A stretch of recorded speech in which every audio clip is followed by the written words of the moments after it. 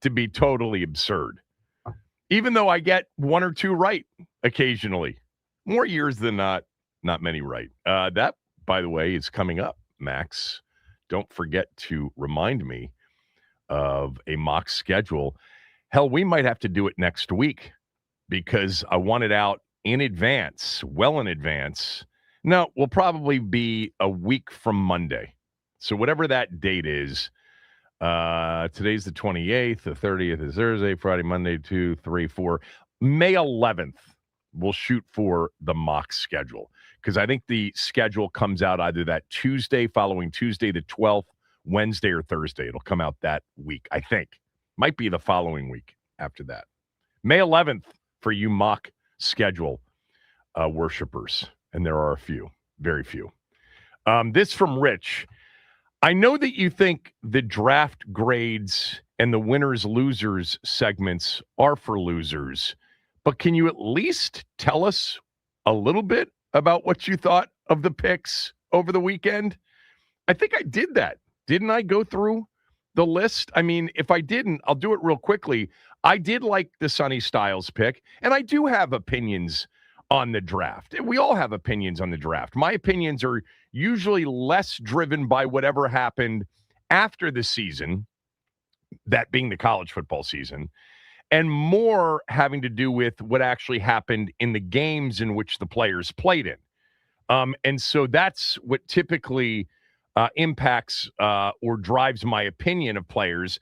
I didn't really have super strong opinions about anybody that they drafted. I told you before the draft the players that I really, really liked in this draft. Like if they got David Bailey, if they got Reuben Bain, and Reuben Bain was on the board, and I'm okay with them not taking Reuben Bain because there is so much about the analytics of short arms with that position that they know that we don't know, we think we know, and there's more involved in Reuben Bain, I believe. There may be some more due diligence uncoverings. So I'm okay with that. I liked Sonny Styles. I think Sonny Styles on the field was a big-time producer, and at 21 has a lot of room to grow, both physically, mentally, and certainly from a performance standpoint, not to mention it fills a huge need. So I did very much like the pick of Styles. When Max and I did our draft preview and we were just talking about the players that we like, I said, Bailey or Bain? If not, I'd prefer a trade back if it's available. If it's not available and they have to pick at 7, I hope Styles is there. I hope Tate is there. I hope Delane is there. Those were the 3 players, and Downs as well. So I'm fine. I think Sonny Styles is going to be a good player for us. I think the floor, based on his college performance, not the Indy Combine numbers, which he blew away, all right? Based on his college performance, based on his age, based on his incredibly high IQ, according to everybody, his work ethic, the culture that he likes to be around and in and create, I feel really good about that pick. The rest of it, I do like Antonio Williams. I mean, I didn't talk a lot about Antonio Williams prior to the draft. I'll concede that when they were on the clock at 71, I was hoping for Zachariah Branch. I was hoping for Ted Hurst in terms of a wide receiver, if they were going to pick a wide receiver.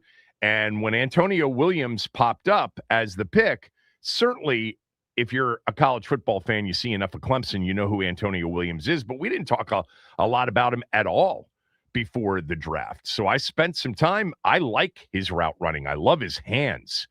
I love the way he is pretty good after the catch. He doesn't strike me as a burner, and I know he ran 4.41, but I like the pick. I think he has a chance to be a good player. Look, I think they're going to add Brandon Ayuk. I do. I think the chances are 80% at least that they're going to add Brandon Ayuk at some point. Brandon Ayuk wants to play here. Now, there is new stuff surrounding Brandon Ayuk. Like, once again, no one can get in touch with him. This is a problem. Like, this guy clearly has issues. Now, are the issues specific to just one employer, or is this going to be the way he behaves with any employer? That's something they'll have to figure out. Obviously, Adam Peters knows the player knows the person. So does our quarterback. What would be so interesting is if they did finally release him and Washington didn't sign him. That would be the all-time red flag for any other team considering. Because Washington, other than the 49ers, you would think, knows the player better than anybody else. But I do think that the chances are, high, very high, that Brandon Ayuk ends up being an addition. And whether or not it's Antonio Williams, who's that third receiver and that slot receiver, or perhaps Luka McCaffrey, I haven't given up on Luke McCaffrey. I hope you guys haven't either. I thought he had some good moments last year. Certainly the catch at the end of the first half against the Rams on the road, against the Chargers, on the road at SoFi. He had that beautifully designed touchdown catch on Monday Night Football against the Bears. He was a really good kickoff returner for this team. So was Deebo Samuel. They had very good special teams. We emphasized that as the season went along. Per DVOA, I think they were number 2 or number 3 in the league, special teams unit-wise. Larry Izzo doing a great job, but I haven't given up on Luke McCaffrey, not yet. But, the receiver room's coming together. It's still not great. They still don't have a true number 2 receiver. That's the problem right now. They don't have a true number 2. They don't have somebody that can change the way the line of scrimmage is played defensively. So the box is played defensively. You need somebody else.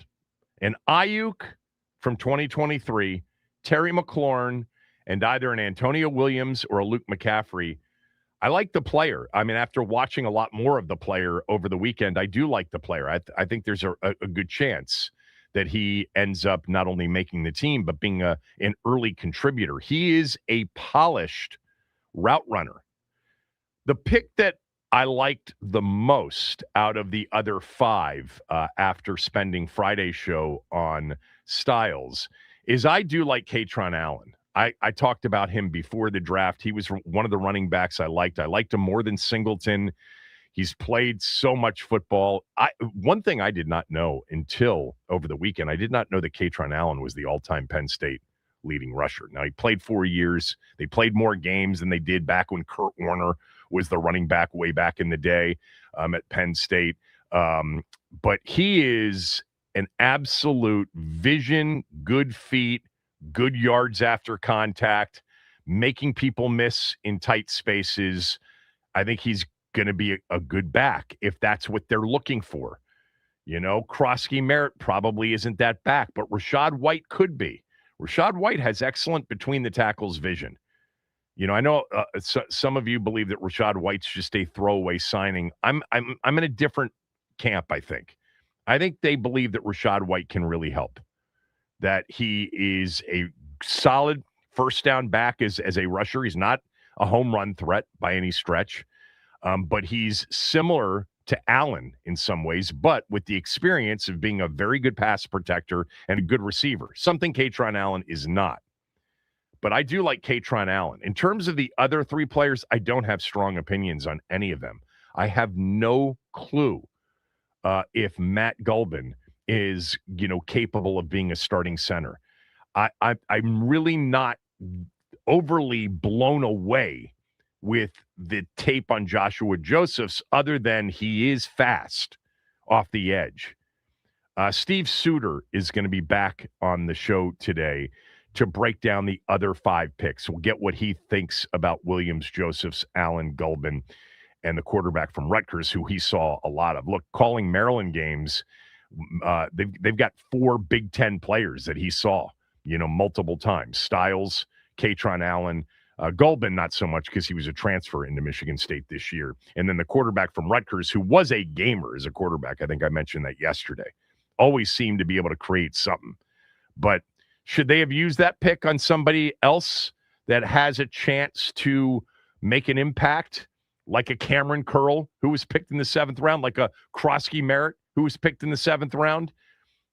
Yeah, I'm okay with those of you that think that. I mean, I think ultimately they do have to have an answer to the departure eventually of Marcus Mariota. I mean, I guess Marcus Mariota at what now, 33 years old? Is that what Mariota is? I think that's what he is. I guess he could stay here for another 5 years. I mean, as a backup quarterback, why not? He's 32. I mean, if he's happy here, and players do seem to be happy here, I mean, it's true. It's actually true that players actually like playing in this organization. I think a lot of it has to do with Dan Quinn and the kind of people and the kind of coaches he's brought in. There's no doubt that Dan Quinn seems to be a guy that players really like, not because he's easy, but because they really respect the way they are treated by him. So is it possible Marcus Mariota could be a backup quarterback for this team for the next few years? You know, what did they pay him this year? 6-7 million? What was the number? It was a little bit less than last year, right? I think it was 6 or 7 million. But you know, you got to plan for 1 year, 7 million for this year. You got to plan for the potential that Marcus Mariota might get a better opportunity, might decide he wants to go back west.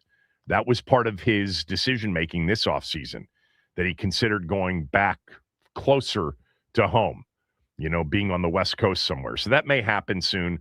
So I'm not I can't kill him for drafting, you know, a quarterback that maybe they believe could be a backup quarterback when Mariota leaves right now, getting him into the system early. They added a kicker yesterday. I don't know if you guys saw this. Drew Stevens from Iowa, who, when we talked about kickers last week or the week before, he was one of the names that came up, because I would not be surprised if this was a guy that they were high on, and this was a guy that maybe even was considered to be drafted, because he was one of those kickers before the draft that there was some talk that more kickers could get drafted. Stevens has a big leg. He was 22 of 27 this past season on field goals. He did have a 58-yarder, a 55-yarder, a 54-yarder, and a 52-yarder. But the 58-yarder that he hit against Oregon in a game that was played in miserable Iowa City conditions, it was a great football game, by the way, 18-16. It was such a good game. In fact, in some ways, it was Dante Moore's best game, even though statistically it wasn't. But he was so clutch in the fourth quarter, and I thought it was the best moment for him as Oregon's starting quarterback. Obviously, he did not play very well in the playoff game that they lost, and that is why he is headed back to Eugene for another season. And in the all too earlies, Dante Moore is either number 1 quarterback, number 2 quarterback, or number 3 quarterback. Arch Manning seems to be the consensus. But then again, last year at this time, Nussmeier and Klubnik were the consensus QB1s. Man, these way too earlies are way off pretty much every year. Should be a lesson as football fans that, you know, one season makes a huge difference in the outlook, on the projections, you know, on free agency. Like I've mentioned this many times, the quarterbacks that were at the top of the way too early board a year ago were guys like Nussmeier, Klubnik, Sellers, Manning, Dante Moore, and it ended up being Fernando Mendoza. Nobody mentioned him. Nobody mentioned Ty Simpson. They were the first 2 quarterbacks to go. Just like in September, if somebody had said Malik Willis is going to be the top quarterback in free agency, you would have needed your head examined by most people. Football is so dynamic these seasons, and it just changes. The NFL in particular really changes, as we've talked about for years, week to week, not even year to year. But the kicker, Drew Stevens, he's got a shot. You know, you got 2 kickers, and that's a big position in today's NFL. Not that it always hasn't been. But now that you are 1 to 2 first downs away after a lot of kickoffs, you need the kicker with the big leg. 1 to 2 first downs away from field goal range is a huge advantage. Stevens has a big leg.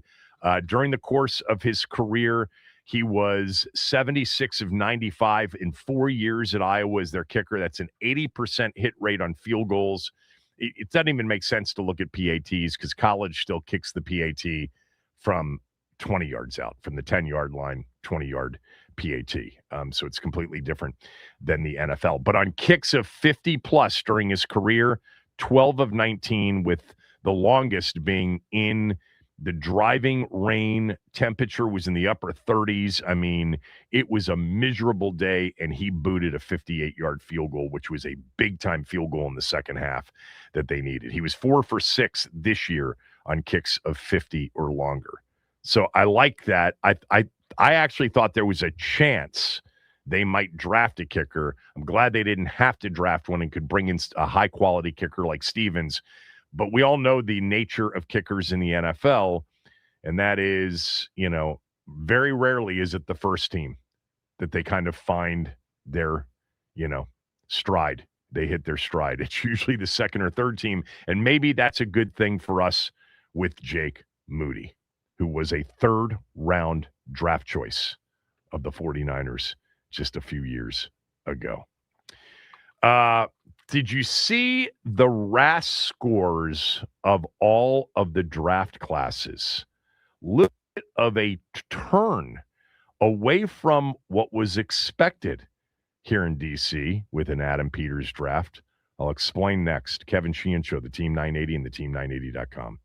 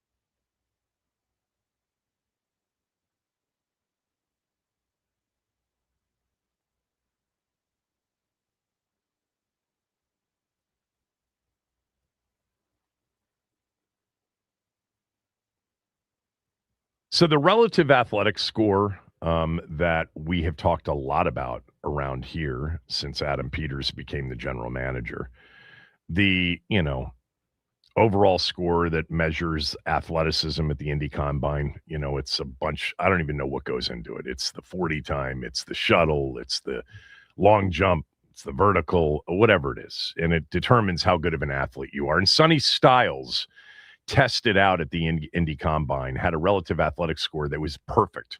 It was the best for an off-ball linebacker since the measurement started to take place in the 1980s, late 1980s.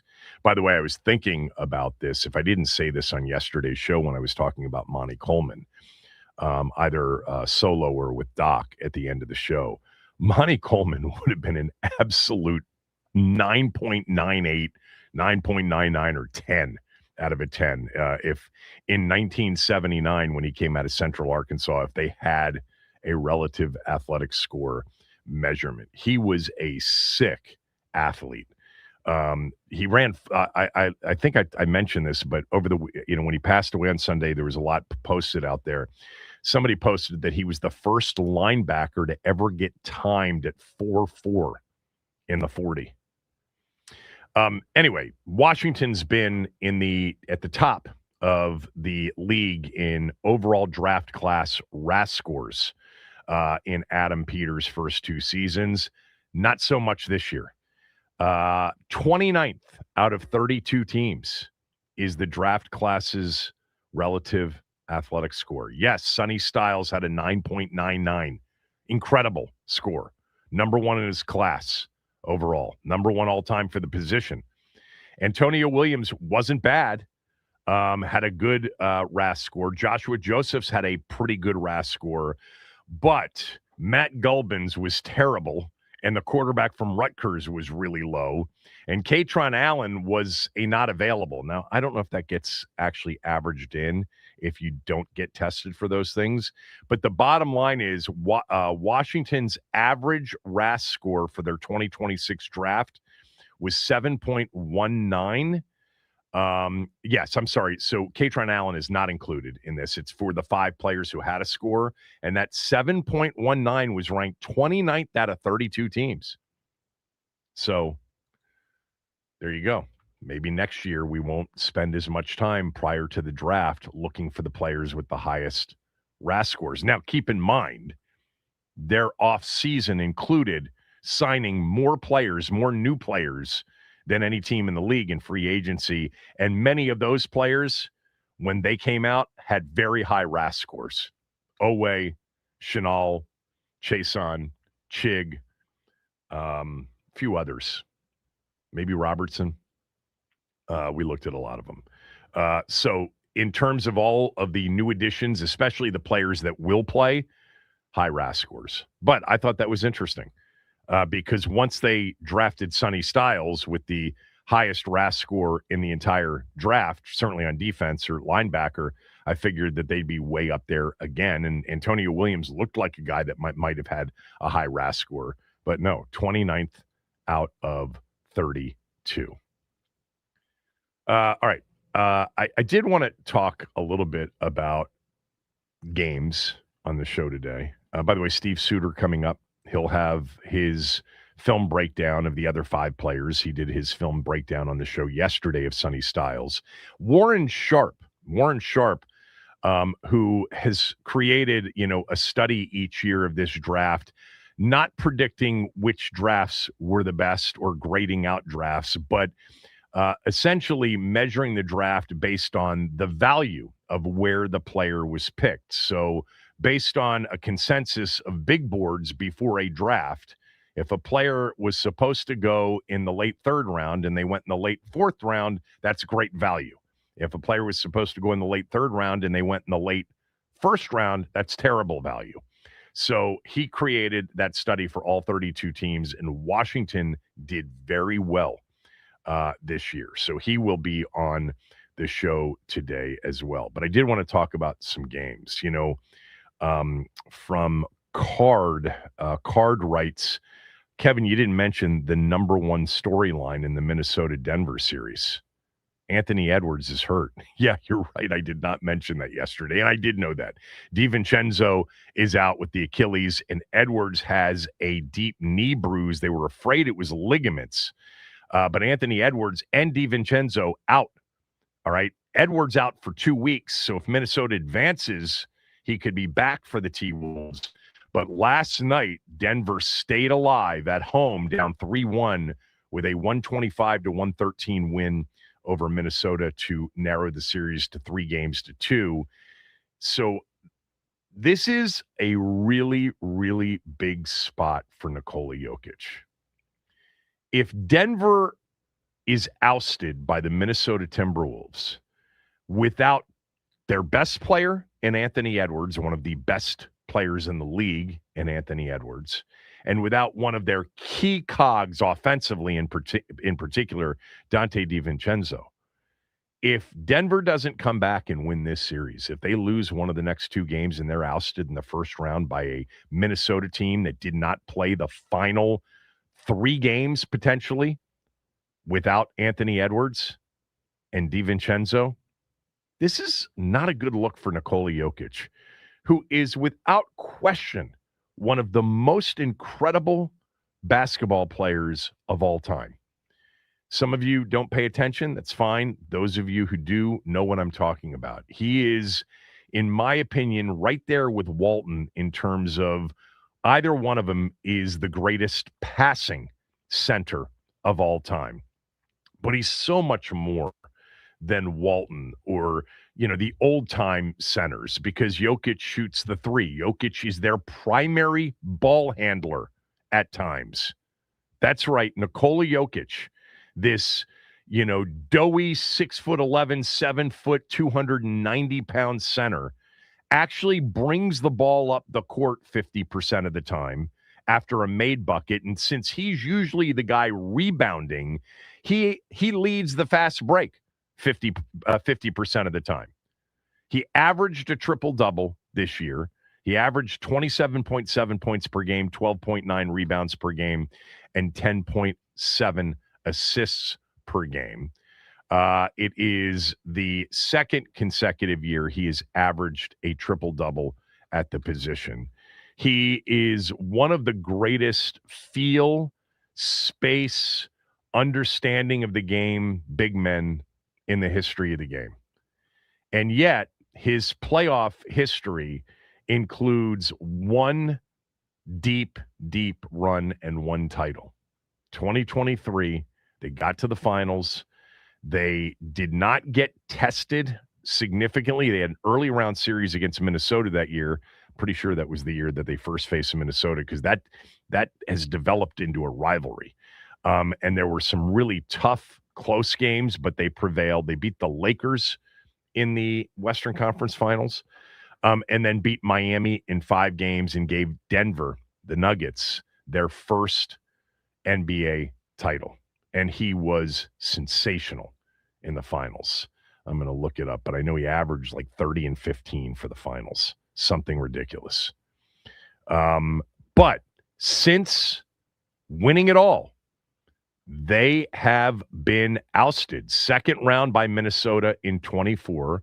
Last year, second round to OKC in what was a great 7-game series. And Jokic was incredible in the series, but they got blown out in a 7th and deciding game. They went 7 in back-to-back series last year against the Clippers and against OKC. So he has not been back to even the Western Conference Finals. And that is a surprise, because I think most people thought in 2023 that this was going to be the first of many to come, and that Jokic, like all of the great players in the history of the game, would etch his name when he's done on a very short list of the greatest to ever do it, with multiple titles and maybe 1 or 2 where he got to the finals and lost. But at this point, at 31 years old, he's been to 1 finals. They won it.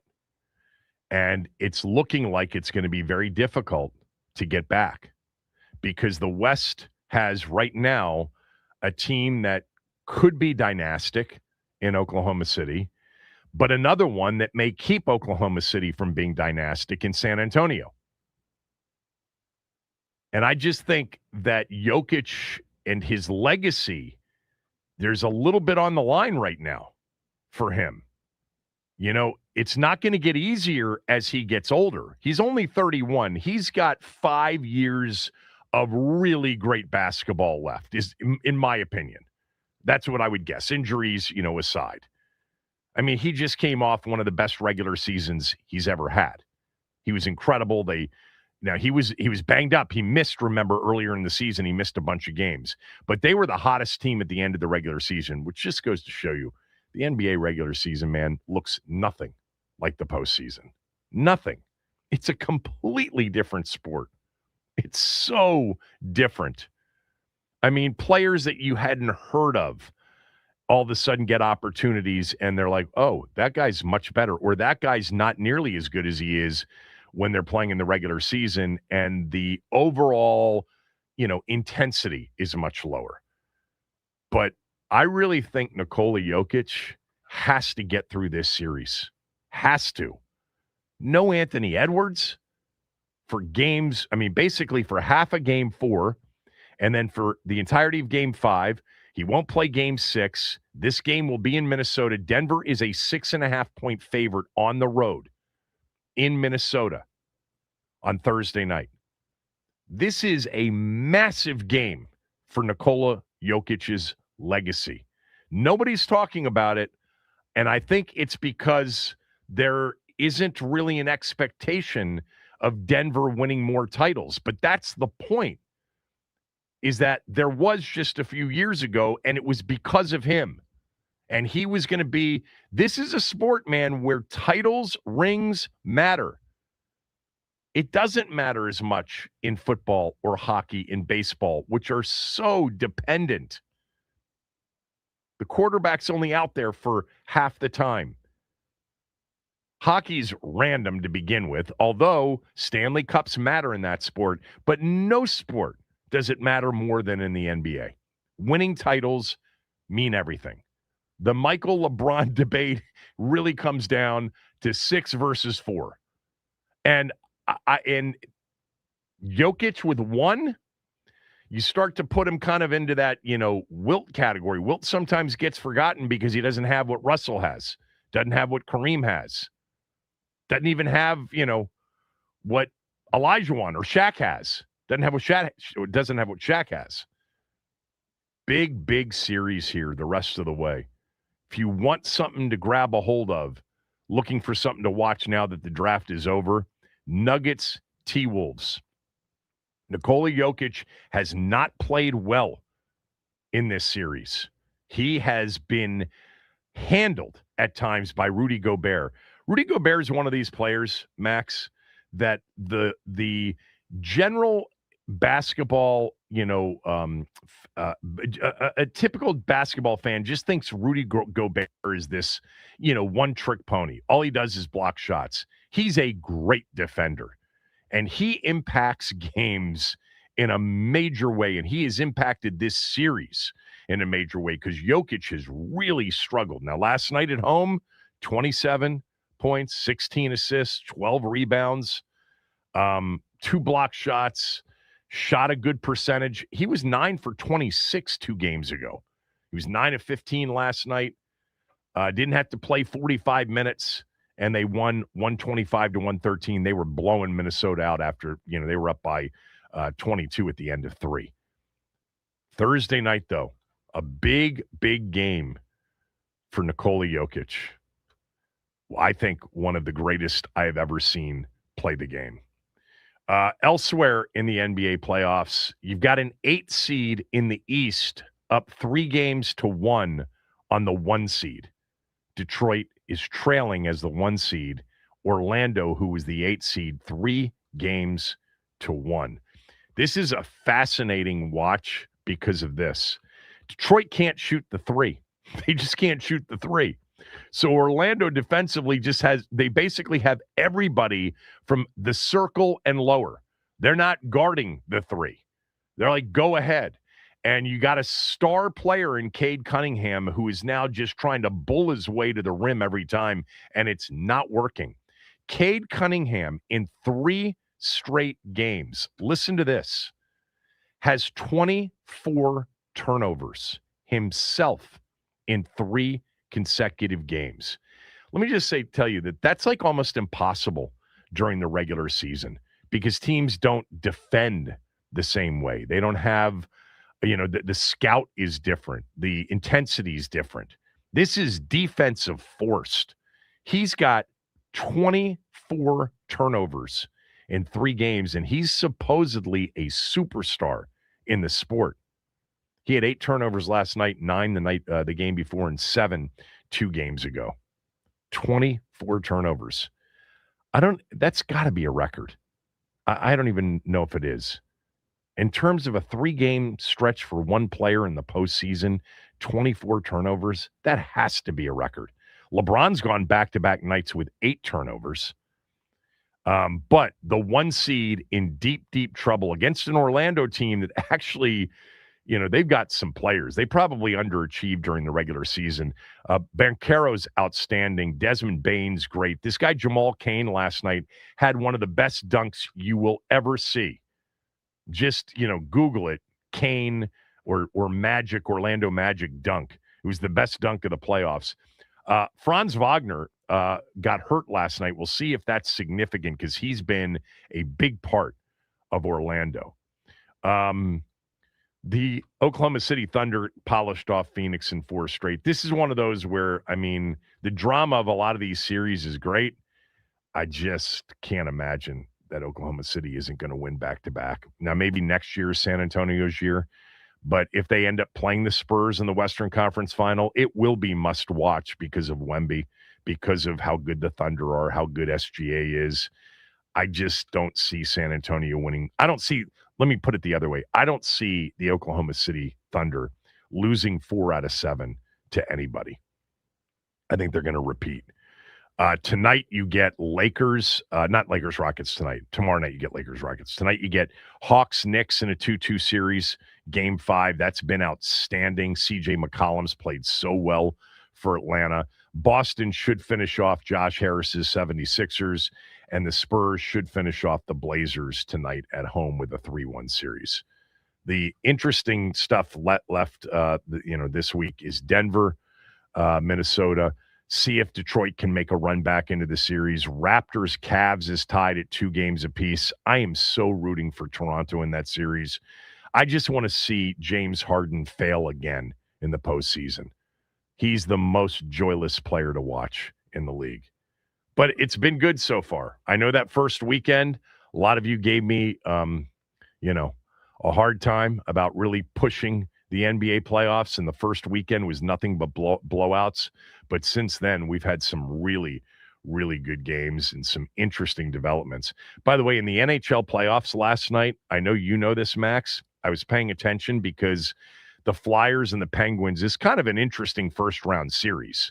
The 2 teams from Pennsylvania squaring off in a best-of-7. And the Flyers had a 3-0 series lead. Well, now it's 3-2. You know hockey, I don't, but is Philadelphia starting to wobble a little bit here after they went up 3-0 in this series? In hockey, it happens. It's never happened in the NBA. No team's ever come back from down 3-0 in the NBA playoffs to win a series. It's happened several times in hockey. Is this going to be one of them? I don't know, man. The next one? It is rare in hockey as well, but Pittsburgh getting that win at home, but the series is coming back to Philly, so I think Wells Fargo Center is going to be bumping in Philadelphia, so I do think that the Flyers are going to come away with the winning Game 6. But if the Penguins get it back and make it 7, anything can happen. So that's just the way it goes, man. I saw last night Crosby. What was it? A goal and 2 assists, something like that. Yeah, and he almost had. He was diving forward, like 2 assists. My fault. He was diving towards a puck towards the empty net, and he glanced it off the post and out twice. So he was really trying for that second goal to make it 4 points. But Caps fans, are they rooting against Pittsburgh? I am, yeah. But I don't have much affinity for the Flyers either. I wish both teams could lose, but got to pick and choose. tonight we get to see Buffalo at home against Boston with a chance to win the series. You turned me on to that crowd after game one, and when they scored, like 4 goals in like 3 minutes or whatever it was. That might be the wildest home court environment, home ice environment in the postseason right now, NBA, NHL. Those fans are so starved You said it. for a win. And first time in the playoffs in 14 years, and they're on the verge of taking out Boston in the first round tonight. These hockey playoffs, I just pay attention to the scores. I'm not watching a lot of it, to be honest with you, unless I find a game that's in overtime. But I always think that, these series leads, just every game is nothing's insurmountable, it seems to me, in hockey. Down 3-0, down 3-1, anything can happen, and it typically does. I know that Colorado's really, really good, right? That's the team that is outstanding this year, and they're the only one to have advanced. They beat LA in 4 straight, and they're Carolina sitting there as waiting. well. I'm sorry? Carolina also swept Ottawa. Carolina so won they've too. moved on, yeah. So were they were the 2-1 seeds, right? Correct. Yeah, both 1 seeds have advanced. Okay. Well, maybe hockey's going to go to form this year. It usually doesn't, but maybe it will this year.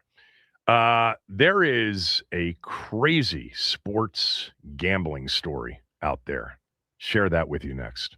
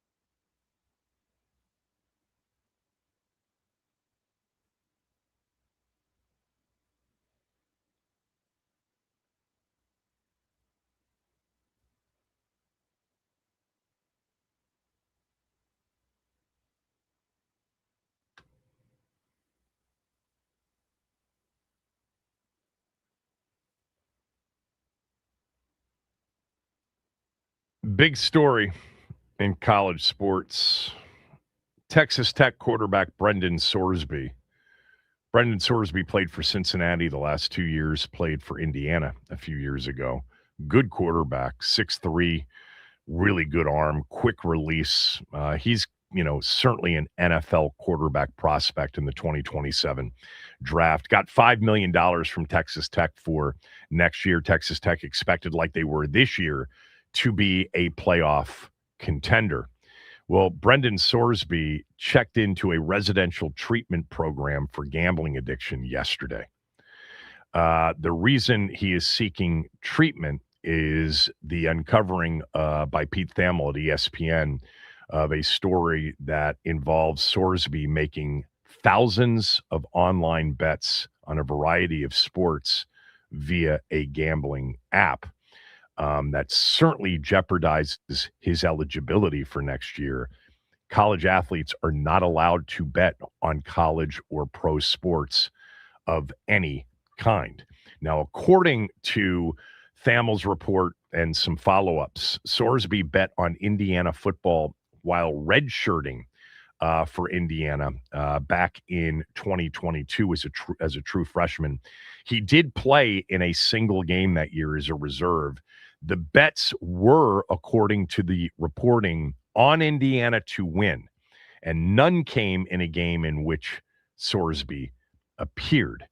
So there's no, point shaving allegations here. He didn't throw a game. He didn't bet against his team. Certainly, though, when you are betting on your own team and you're a part of the team, you have information that many people do not have. His gambling activity has not at this point drawn any sort of law enforcement attention because of what I just described. There's no indication that he was involved in a point shaving scheme. But he did something that was very much against the rules in the NCAA. So he has checked in to a treatment facility. This will certainly shake up. This is the number one transfer portal target when the portal opened after the season ended, and he landed at Texas Tech. If you're not following college football, Texas Tech made it to the playoff this past season as a seeded team with a first-round bye, and then they faced Oregon, and they got smoked, not because of their great defense with David Bailey and Jacob Rodriguez, but their quarterback did not play well in the game, Baron Morton, and Oregon moved on in a 23-0, I think that was the final score. But Morton's gone. He got drafted, actually, I think in the 7th round and of this past weekend's draft. And Sorsby was the top target. And Texas Tech, man, they've got money down there. They have oil, energy, gas, the whole thing down there, and they are spending. They were last year in the portal the biggest spender heading into the 2025 season, and they are one of the biggest spenders heading into the 2026 season. So Sorsby got $5 million to go play there, but now his eligibility is clearly in jeopardy. As far as that's concerned, the NCAA has a strict policy against any type of gambling by athletes on intercollegiate, amateur, or professional athletics. Violators are ineligible for competition subject to appeal. So essentially, he's going to be ruled ineligible and then will have to appeal to see whether or not it works. Man, this is just... They opened up Pandora's box with legal sports betting. It's not like it wasn't happening before in the dark shadows of sports. I get it, but it's just so much more accessible. You used to have to, get on the phone and call your book and talk to them and then meet them to either collect or pay. And now it's all done online, almost borderline anonymously. Can't really be done anonymously when you're using your credit card, but it's just different. It's so much more accessible. I'm not going to sit here and tell you that, I don't talk a lot about gambling and that I don't gamble, because all of those things would be lies. I do both. But I also, because of kind of being involved in it as a participant, and occasionally with some understanding of what's going on the other side over my lifetime, it is dangerous. Always has been. I have 3 sons. 2 of them bet. And their friends, they all bet. Max bets, everybody bets. If you are a young male between the ages of, say, 13 and 40, that's not necessarily a young male at 40. You're getting into your middle age territory. But you're a sports fan. I mean, it's even money now. Those are the odds I'd give it that you are wagering on sports. Whereas prior to the legalization of it, I know that this is hard to believe, but a very, very small percentage of sports fans actually wagered on sports. Now, it still impacted sports. The talk of it, the discussion of it, the involvement of whatever percentage of people that were involved in it actually led to more interest, no doubt. Even though it was frowned upon to talk about, on Saturdays or Sundays by broadcasters, by pregame shows, etc. Boy, that has changed, of course. But it's always been, it's dangerous. Not everybody can handle moderation, when it comes to vices. Moderation's the key. I would bet that somehow, some way, this dude ends up being suspended for 4 games, something like that, and then ends up playing the final 8 once they get into conference play. What does Texas Tech's schedule look like next year? I should have checked that out. I know they have Houston very early in the year, which is going to be a big game for them. And then their backup is still recovering from that ACL he suffered in October, so he won't be back until maybe week 3 or 4 at the earliest, and that's already way too late for Texas Tech. So they are Is that not the guy that played against Arizona State? I'm pretty sure. Okay, here it is. Blanking on his Abilene name. Christian, Oregon State, Houston. Yeah, Okay, Houston that's a week legit 3. game. And then Sam Houston. And then, by the way, they have Colorado on the road. And then probably their first big game of the year at home against Arizona State, although I don't know what Arizona State. Man, their schedule is not hard next year. They don't play BYU in the regular season. They don't play Utah in the regular season. They don't play Iowa State in the regular season. They don't play they do play TCU. Man, they have, I mean, that's a schedule set up to be at the top of the Big 12 and be a playoff team when we get to it. Hopefully Will Hammond can get back, because Hammond's the guy that started the Arizona State game when Morton was hurt, right? Yeah. And that's the one game they lost. That was a hell of a football game. And actually they had a really good chance to win that game. But that was the one game they lost, and that got factored. They ended up, being, what were they? They were the 4 seed, right? They were the 4 seed in the playoff because they had a first round bye. Yes, they were 4 seed. Yeah, Texas Tech 4. Yeah. That game against Arizona State that they lost, they certainly had a chance to win that game. They took the lead in the fourth quarter with that guy. Hammond was his name. Yeah. All right. By the way, that was a really good game for Jordan Tyson, if I recall, the receiver. When we come back, Steve Suter's film breakdown of the other 5 Washington draft choices. Kevin Sheehan Show, the Team 980 and the team980.com.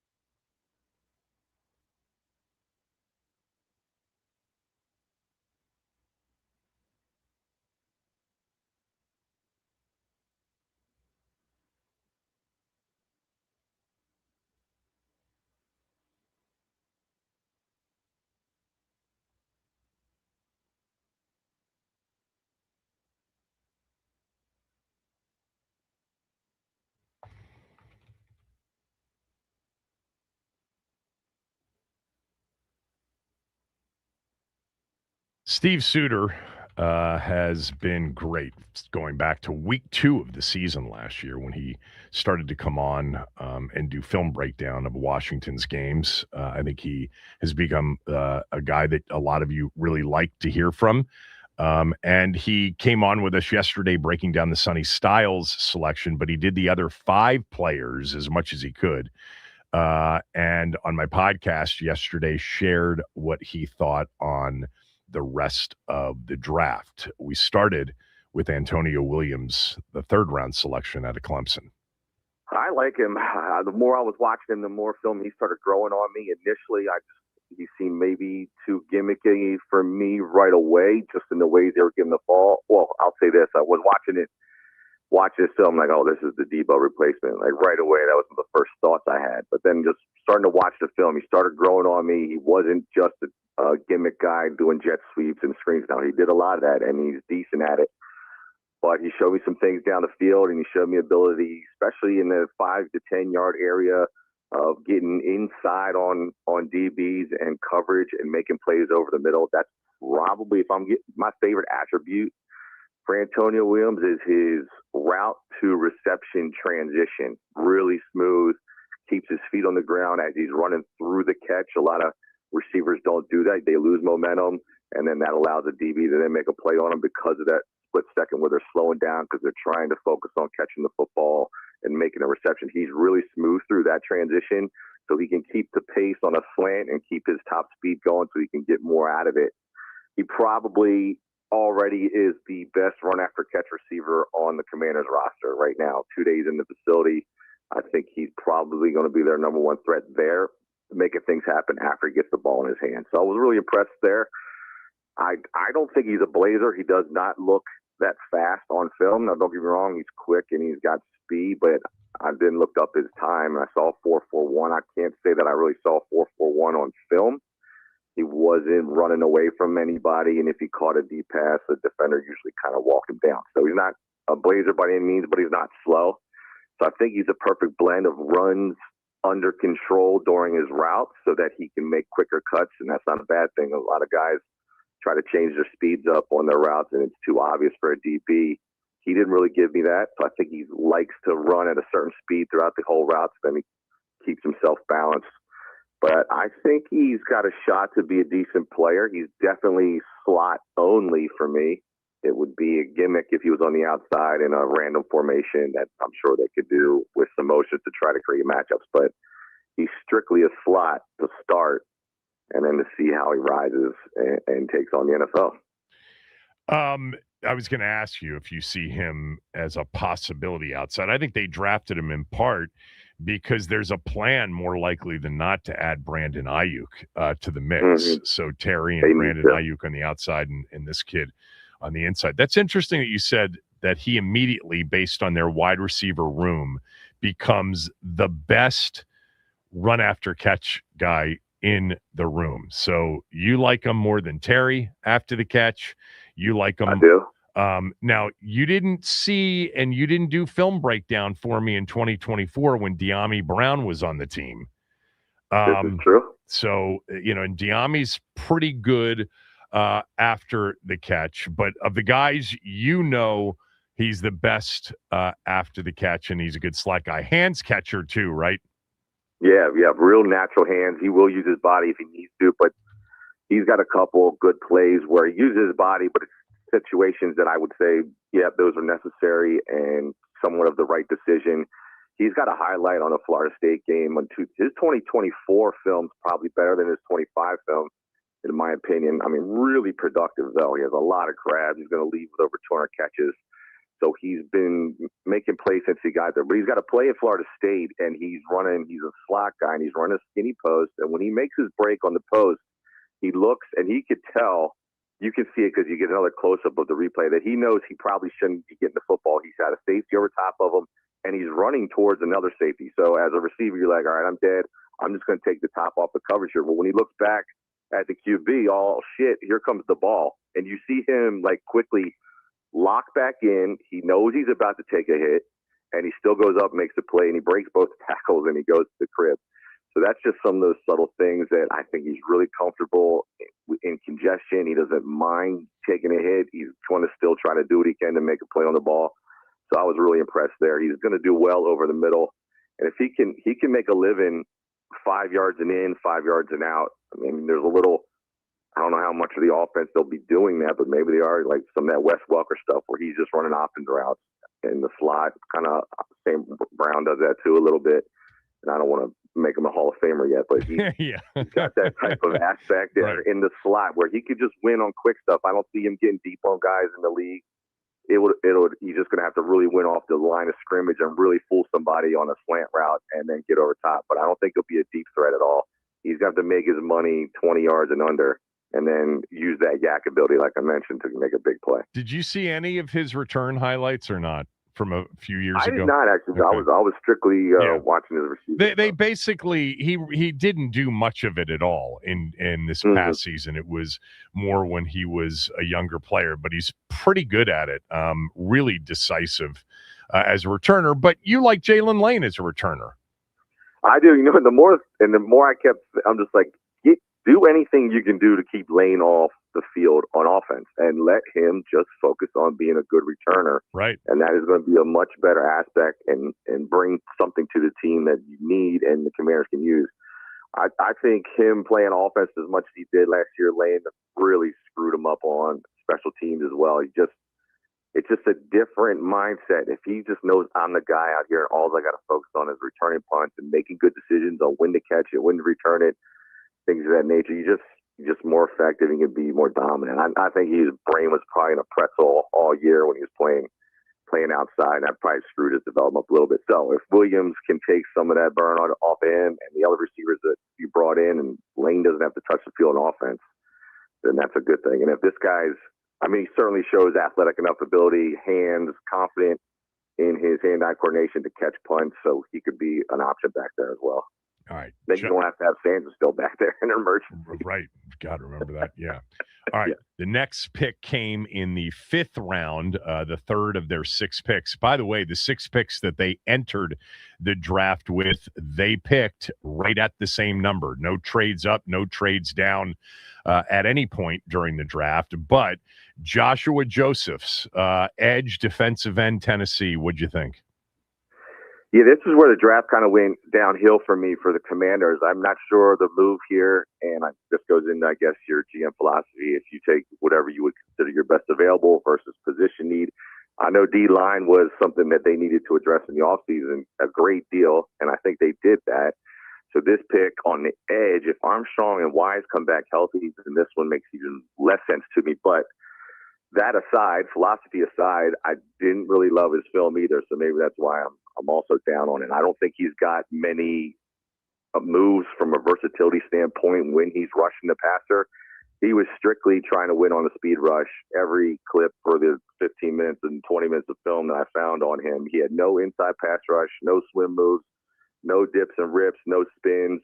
He got inside one time on a stunt, but that's because you're forced to go in there because you're stunning. Other than that, I think he's a one-trick pony, and it's probably going to be easy to offensive tackles to shut him down. If he doesn't win on the speed rush, then he's probably going to be ineffective. So I'm not really high on him from a film standpoint.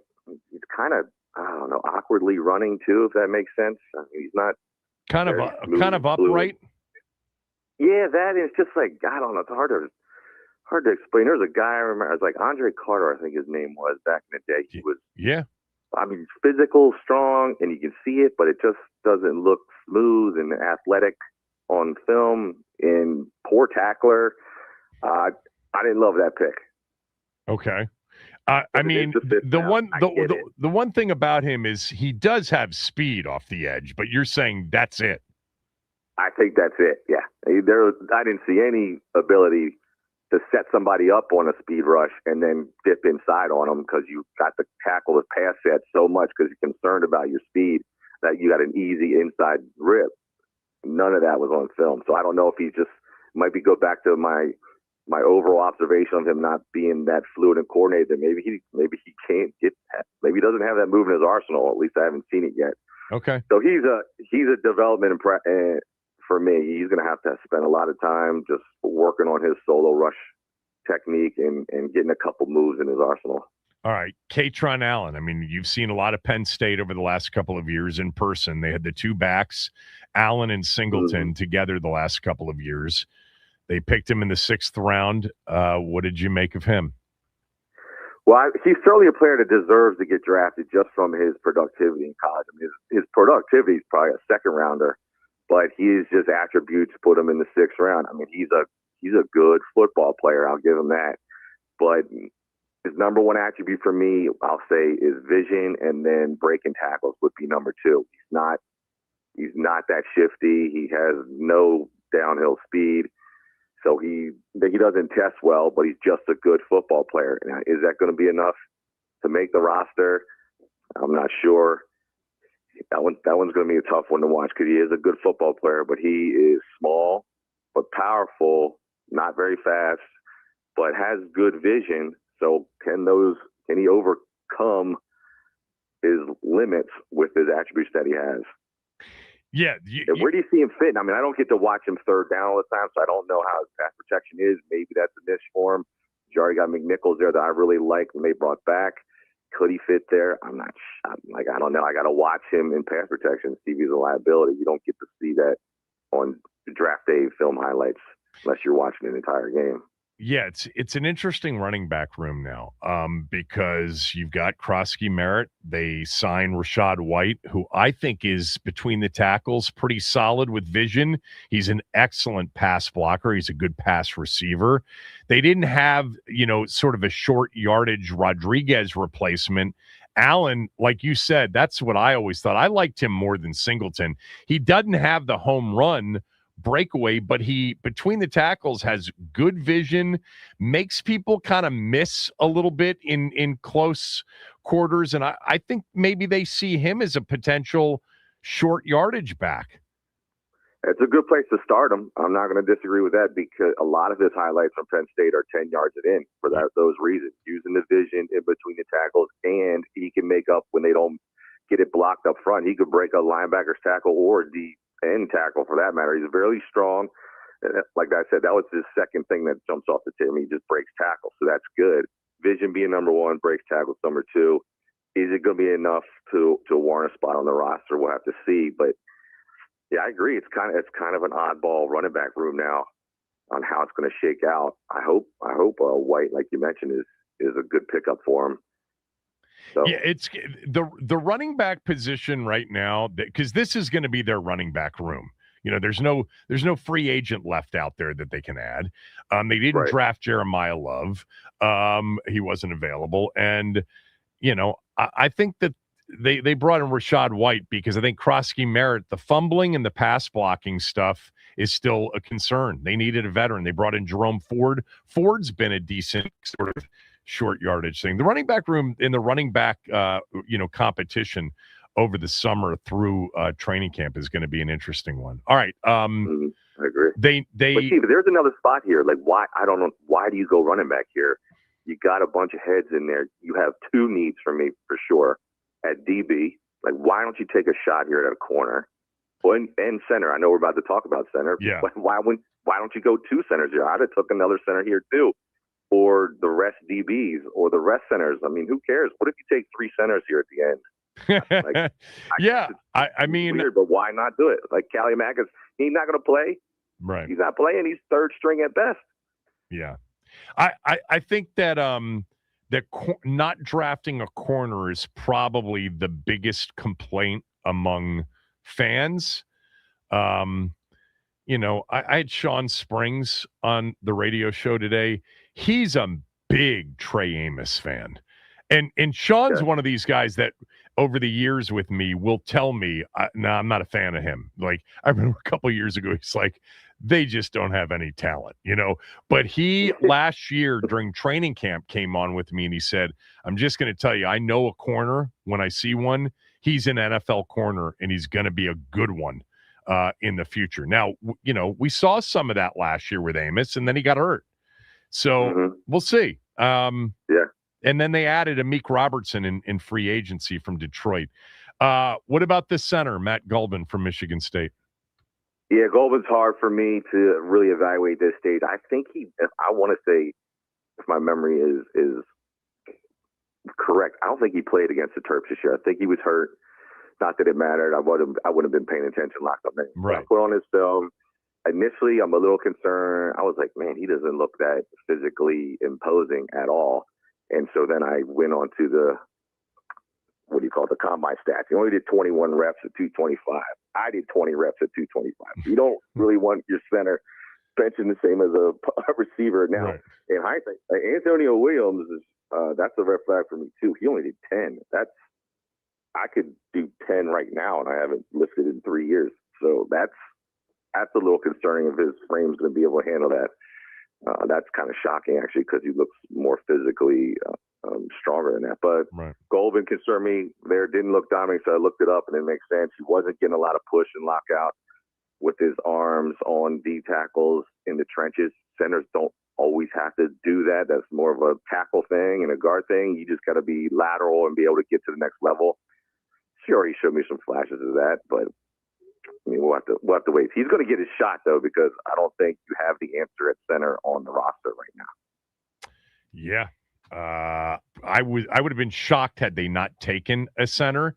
I wonder if they got the one that they wanted. I had somebody on the show last week, and I think we talked about this on Friday. But before they selected in the 5th round, right before they selected Joshua Josephs, Parker Brailsford, the center from Alabama, which my guest last week, Cole Kublik, said would be a great pick for Washington. He went the pick before Joseph, so maybe they were going to take a center there. Who knows? Man, that makes sense. Yeah. They were. And then the quarterback. I mean, he played a lot of football at Rutgers. He plays a lot of football, yeah. And he's a solid player. He tore the Terps up. Like, 4 touchdowns. He had 2 picks, but one was a batted ball on the line of scrimmage, and the other one was a Hail Mary at the end of the second half. He picked them apart. I mean, Rutgers ran for 250 yards. Oh, my God. Do you remember that? Jesus. He could do anything you wanted, but he was dealing, and I got no issues with him as a QB. I think he's probably an NFL quarterback, and he'll probably play 10 years, maybe even longer. And may never start, but 3 games in his whole career, but he's going to make a good living. But that just doesn't make sense to me either with the 2 quarterbacks on the staff. I'm looking up to see it. I just remember number 3 for Rutgers. I can't even remember his name. But I think he had literally 45 carries in the game. Yeah. I'm looking for it. Here it is. Here it is. Antoine Raymond. He against Maryland, 41 carries for 240. Yeah. Good God. All right. By the way, only 1 Maryland player drafted. You know, we've gotten used to in the last few years multiple Terps getting drafted, and Jalen Husky got picked at the end of the 3rd round, I think it was. The safety, who, by the way, has a knack for making plays, like on the ball. But he was it. Nobody else. Yeah, I wasn't shocked. Yeah, I really wasn't shocked about that outcome either. There wasn't anybody on that roster coming out that I thought was willing or deserving of a draft pick. Husky, and if I'm being honest, probably a little early for me in the 3rd round, but I'm glad to see him get drafted. And they've had a good run, especially in the secondary. So he's keeping that going. Yeah. Of secondary guys getting drafted. And I think Jamar Glasker now, they got a couple on the roster here that'll be draft picks too, I think, in the next year. Barham got picked, I think, in the 2nd round, maybe the 3rd round. I forget. I was never a Barham guy. Oh man, I wasn't. When because why? Why? Plays. Never made plays. We never would call his name, and he's supposed to be the best guy on defense. And Johnny would never say tackle by Barham. He was just never around the ball. Yeah, interesting. And he wasn't. Then you look at his stats in Michigan. He was not around the ball. All right. What else? The draft for the Commanders stopped in the 3rd round for me after Williams. I think they just should have went some other areas to try to.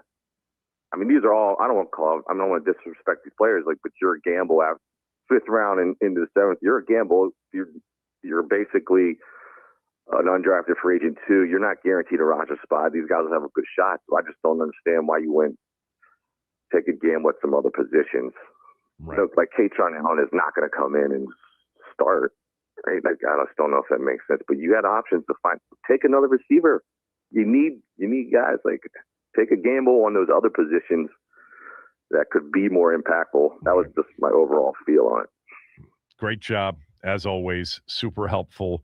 Steve is, as of now, Steve's plan is to be back with us in the fall to do film breakdown of Washington's upcoming 2026 season on a weekly basis. So we will talk, I'm sure, well in advance of that, but really appreciate the last 2 days. Thanks. Yep, you're welcome. Steve Suter.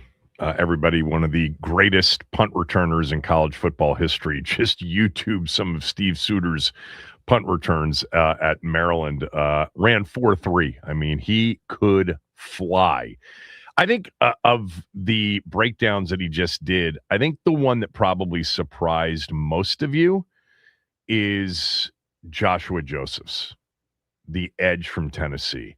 Because if you just put on the highlight reel and you're not watching the all 22, there are some highlights in which he looks quick twitch. He looks like he's got some speed off the edge, the ability to go sideline to sideline, some size, and some, real sort of threatening, edge speed. But Steve didn't like it. Thought it was one-trick pony-ish, easy to figure out. That's his only move is speed. We'll see. There was some baggage, I think, on Josephs with respect to some of the coachability issues at Tennessee. Warren Sharp, who's going to join us next hour, I think will shed some light on that. But overall, Steve really likes Styles, really likes Antonio Williams. All right, here we are on April 28th. The free agency waves 1, 2, and 3 are in the rear view. The draft now in the rear view. The roster has taken shape, and man, is it different than what it was at the end of last year. But what else do they need to do? Have they done enough for Jaden Daniels offensively? I think they've done a lot, as we've talked about, since the free agency period started. And really, Adam Peters talked about this in his post-season press conference. You can do just as much for a quarterback and for an offense by improving your defense as you can by adding good offensive players, especially when your defense is as woeful as the defense was here last year and the year before. How about just a couple of short fields? How about not taking the field every single possession, knowing that you better score, you better put up 28, 30 plus to have a chance? How about the defense scores? How about a turnover or two on a weekly basis? I think that's where they've done some really good work. How it comes together, how it gets coached up, that's your mystery there on defense. It certainly looks much different on paper, and from my standpoint, much better on paper. But again, games aren't played that way, obviously, and it's got to be a fit scheme-wise. We're going to have a first-year defensive coordinator calling the shots, but I like what they've done there. Now, what else do you want to see done between now and the time we get to training camp or opening day? What else does this team need? What else can it do? 301-230-0980,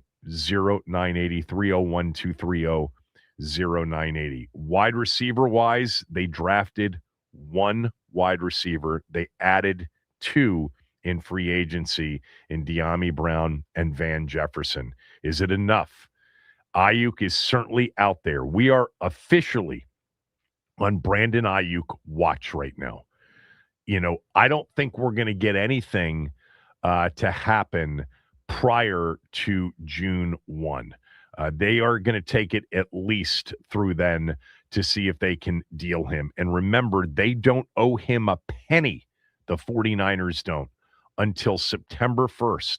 They could take it all the way to August 31st and then release him on that day and not give his new team the advantage of having him for an off season, for having him even for a training camp. I mean, if this were my team, the 49ers, and things had gone the way I think they went, I wouldn't want my team doing another team any favors. I certainly wouldn't be inclined to do Brandon Ayuk any favors. You know, and the 49ers certainly don't seem to be the kind of organization that's just going to say, oh, okay, we'll do the right thing by him. No, he didn't do right by them. They don't think he did. We don't know the entire story, but clearly, with the reactions we've seen from John Lynch and from Kyle Shanahan, they really feel like they got screwed. Now, they went after the money, and they got it back, and without a fight from Ayuk or the Players Association. That's unheard of. There's so much about this situation that is nearly unprecedented. Somebody essentially walking from between 30 and 40 million dollars. I've seen the number, at 30, I've seen it at 40, I've seen it at 35 in terms of what was voided from his contract. Not only letting it get voided, but letting it get voided without a fight from anybody. No lawyers, no agents, no Players Association. It was like, yeah, sorry, that's on you. All you had to do was show up once or twice a month to the facility to let them look at your knee, and they would not have been able to void these deals, this guaranteed money. And they voided it. They were successful voiding it because you couldn't even post twice a month. Terrible judgment. I mean, one of those decisions that 20 years from now, as a 48-year-old or whatever he'll be in 20 years, he's going to be like, if he's healthy then, what in God's name was I doing?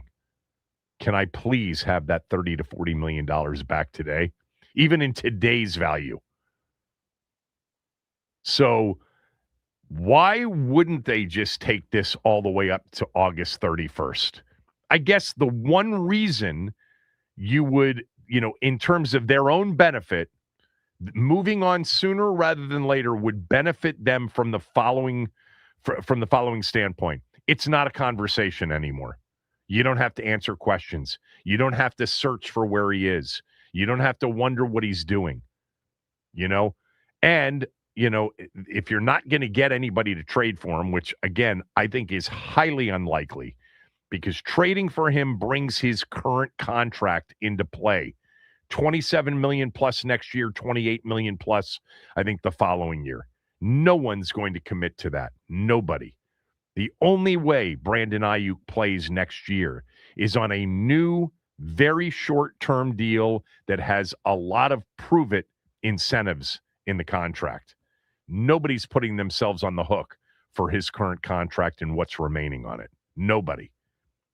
Is there a chance you could, the 49ers could give permission to talk about a new contract and he could tear up his current contract and sign a new deal as part of a trade?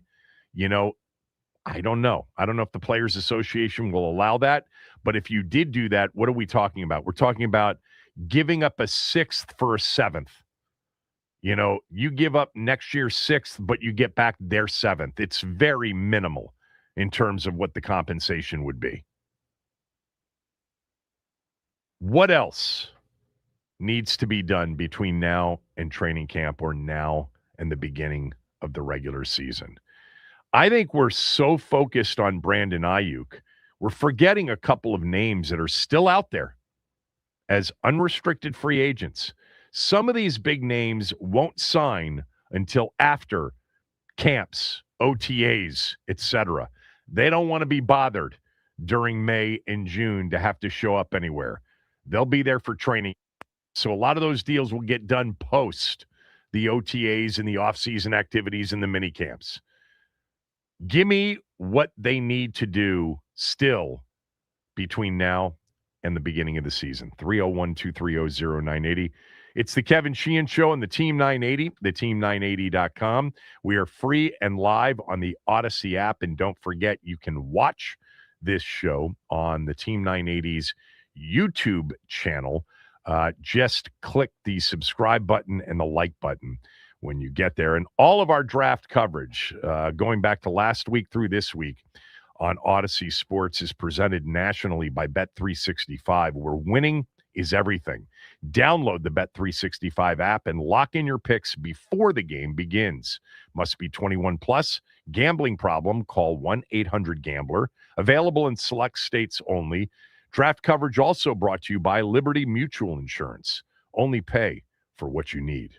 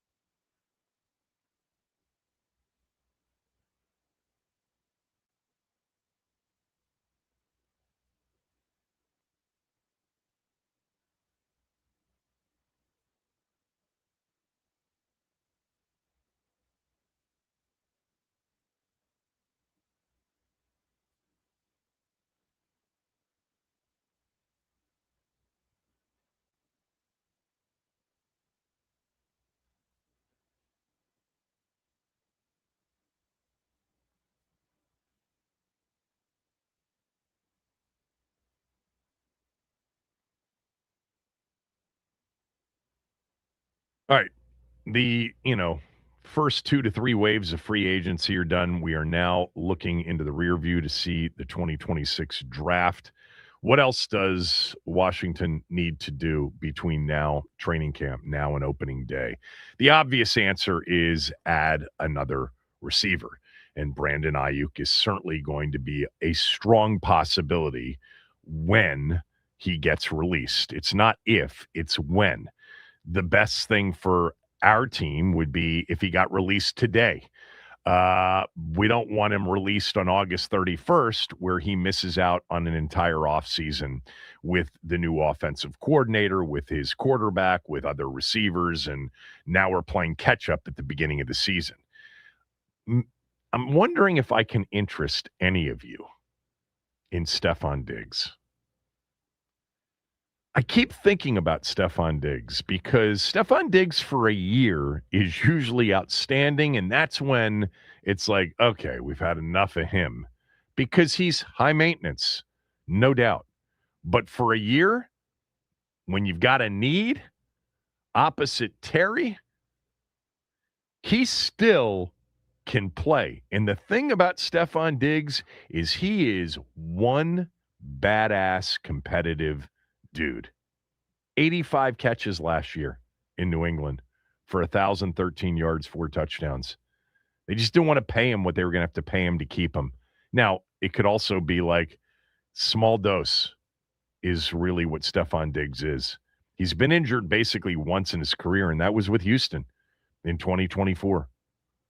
I mean, with Jaden Daniels, couldn't you see Stephon Diggs catching 80-plus balls, Terry catching 70-plus balls? So would you tight rather end catching 70-plus balls? Would you rather Diggs or Ayuk? I mean, Ayuk's future, if he is stable, which is a big unknown. There's so much we don't know. It's hard for me to answer. If you tell me I'm getting 2023 Brandon Ayuk, well, it's not even a conversation. Mm-hmm. He was an elite wide receiver in 2023. He literally, if you get that receiver, he's your number one. All due respect to Terry. Terry's older, too. If you get him, he's your one, Terry's your two, but they're both ones. But are you going to be getting that guy? There are physical questions. There are clearly psychological questions. I mean, I just know this. Diggs is a guy that on game day gives you everything and is really still very good and was last year. So I'd be interested. If the Ayuk thing started to kind of fall apart, I would definitely be interested in Diggs for 1 year. I'm looking at the available wide receivers. Like Keenan Allen is still out there, hasn't re-signed with anybody. Juwan Jennings is the guy that I think everybody thought would be signed somewhere. The reports have been since really week 2 of free agency that he's just asking for way too much, and that more likely than not he'll end up back in San Francisco. We'll see. Diggs is out there. Ayuk's obviously going to be out there. Tyreek Hill's out there, but, off of the injury, I don't know what his status is. Keenan Allen's out there. Debo still is unsigned. Brandon Cooks is out there. That's interesting. I looked through the corners. It does appear that L'Jarius Sneed, off of being on the PUP list last year in Tennessee, is likely going to re-sign and head back to Kansas City. Stephon's brother, Trayvon Diggs, is out there. He was coached by Dan Quinn in Dallas. Hilton's out there. I've always kind of liked him. Rasul Douglas is out there. Anyway, what do you want? Here's one other one. Let me just throw one other one out there. And I know that they have added a lot of edges here, but Joey Bosa is still an elite pass rusher when healthy. Elite level pass rusher when healthy. And for a 1-year deal, put Joey Bosa opposite Oweh, have Chason on the field, have Chenal, and,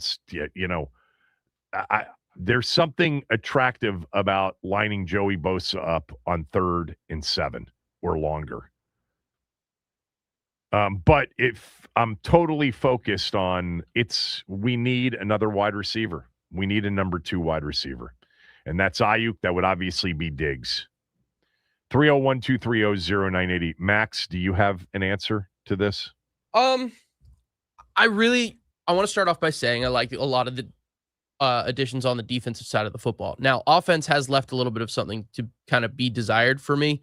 And I mean, we've talked about it, especially at the receiver position, but I don't know. I mean, we'll see. I'm just interested to see how we get into this season. I mean, a lot of the receiving core is really similar to 2023 or 2024 when we made the NFC Championship run. So I'm not as concerned, I think, as a lot of people out there, but I mean, it's a wait and see game for me at this point.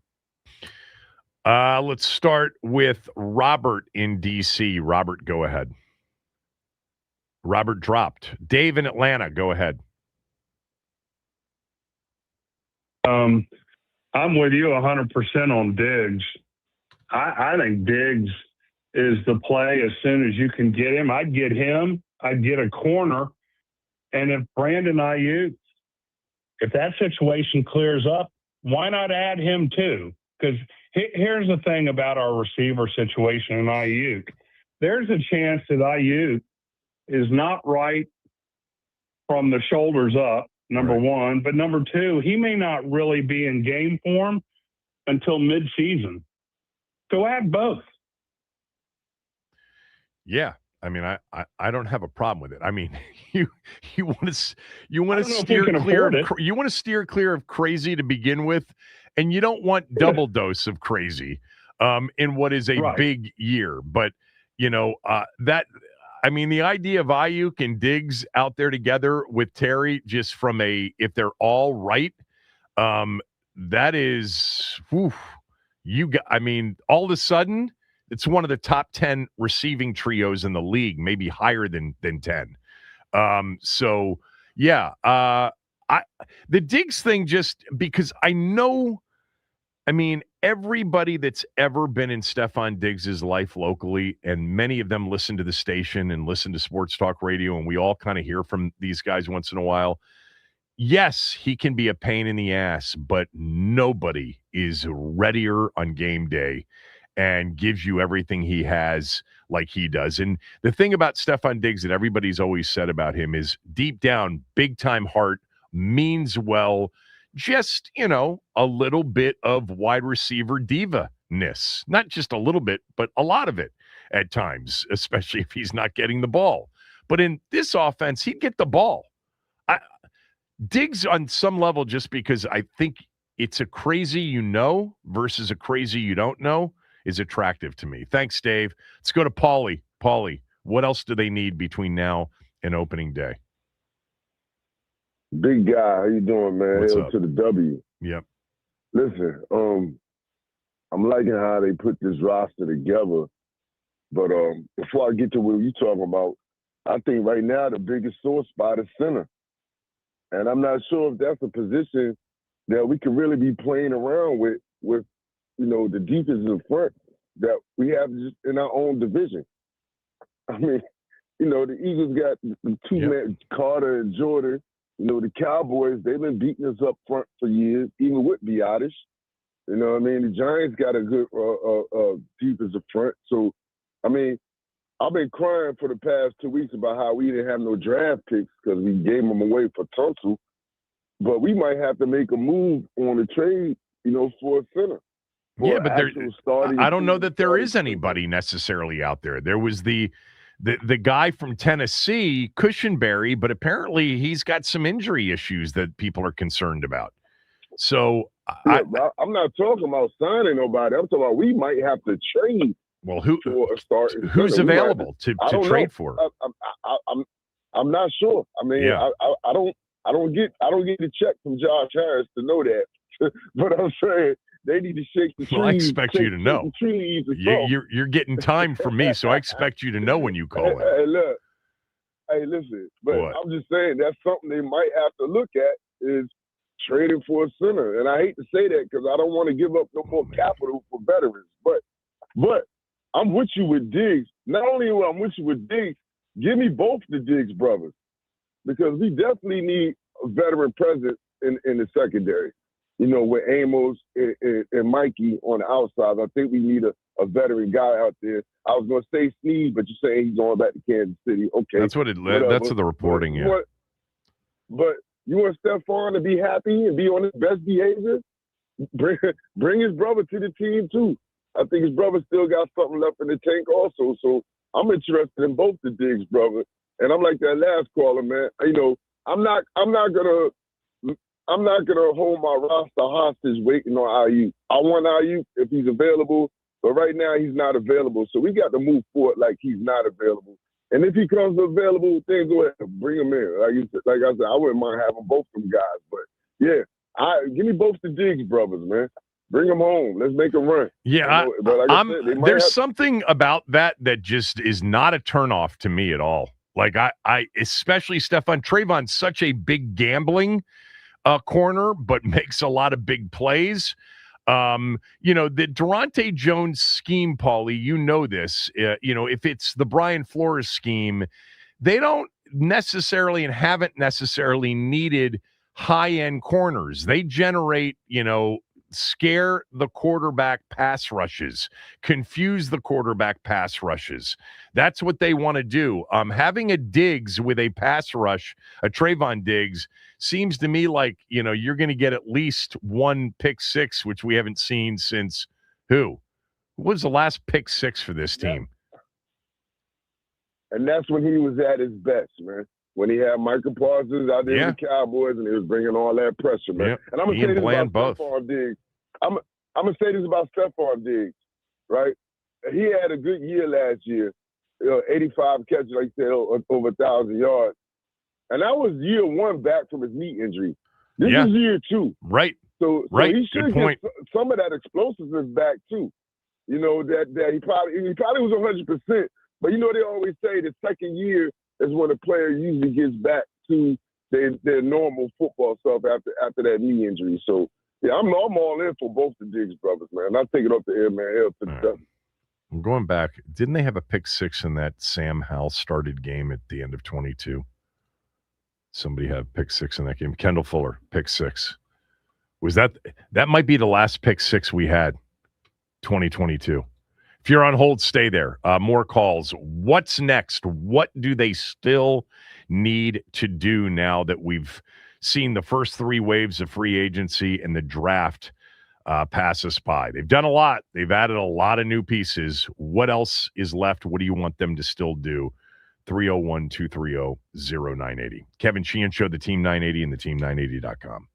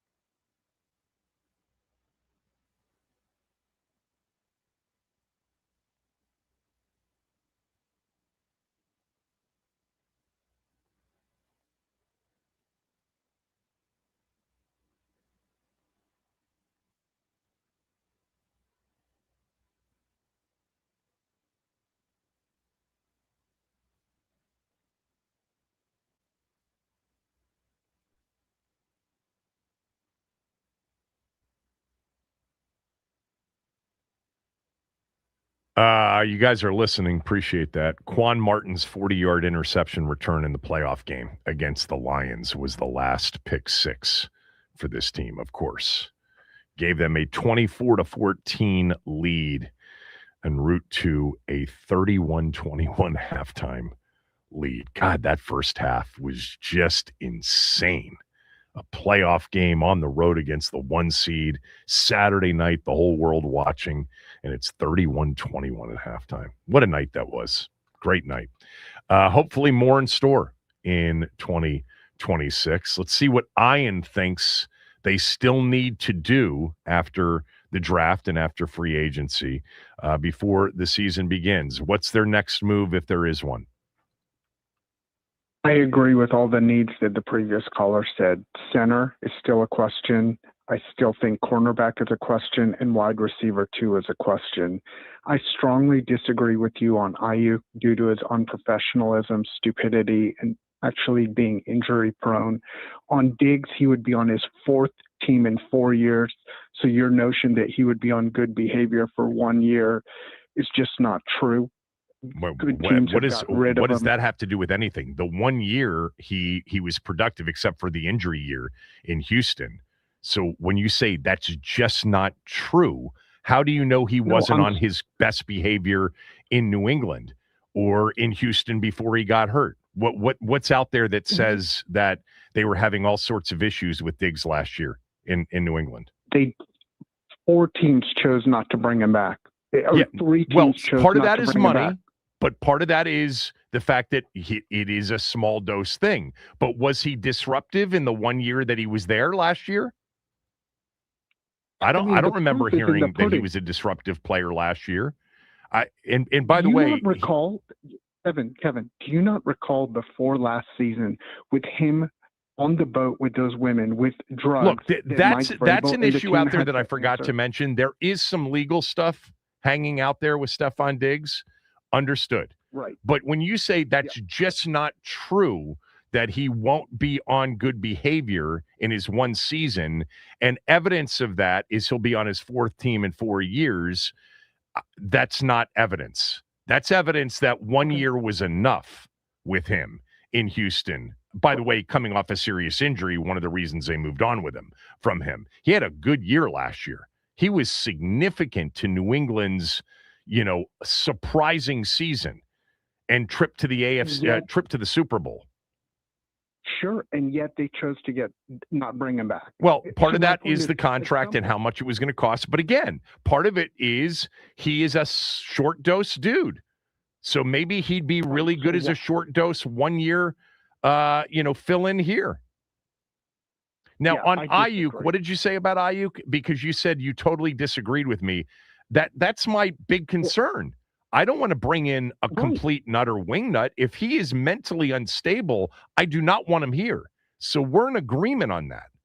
I'm going to trust that they're going to be able to figure out what his, psychological makeup is before they bring him in here.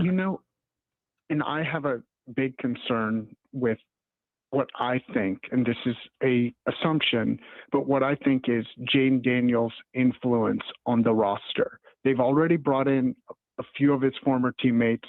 The fact that Ayuk and it's even in the conversation to me is concerning. There was a picture posted of him the other day or other week. He looked completely out of it. Like you would, if you saw him on the street, you'd be like, that doesn't look like an NFL player or somebody ready. That's all got to be flushed out. Under the only Brandon Ayuk I want, just to be clear, because you said you totally disagreed with me. The only Brandon Ayuk I want is the 2023 version of Brandon Ayuk. I won't be and you won't be capable of determining whether or not he's in that frame of mind. What I've been saying, though, is I do think there's a high probability he will be here. So, Kevin, use your deductive logic of what you've seen from his behavior. What indicates that he would be the 2023 I've said he looks mentally unstable. I think the judgment alone from what happened over the last year in San Francisco is a major red flag. I'm not doing the due diligence, though. I want, if you tell me Brandon Ayuk behaved the way he behaved because he has a major issue with the 49ers or with Kyle Shanahan or with John Lynch or with ownership or with whatever it is, but that he's going to be the Brandon Ayuk of 2023 in a new environment, then I'm all for that. Yeah, I'd like that version of Brandon Ayuk.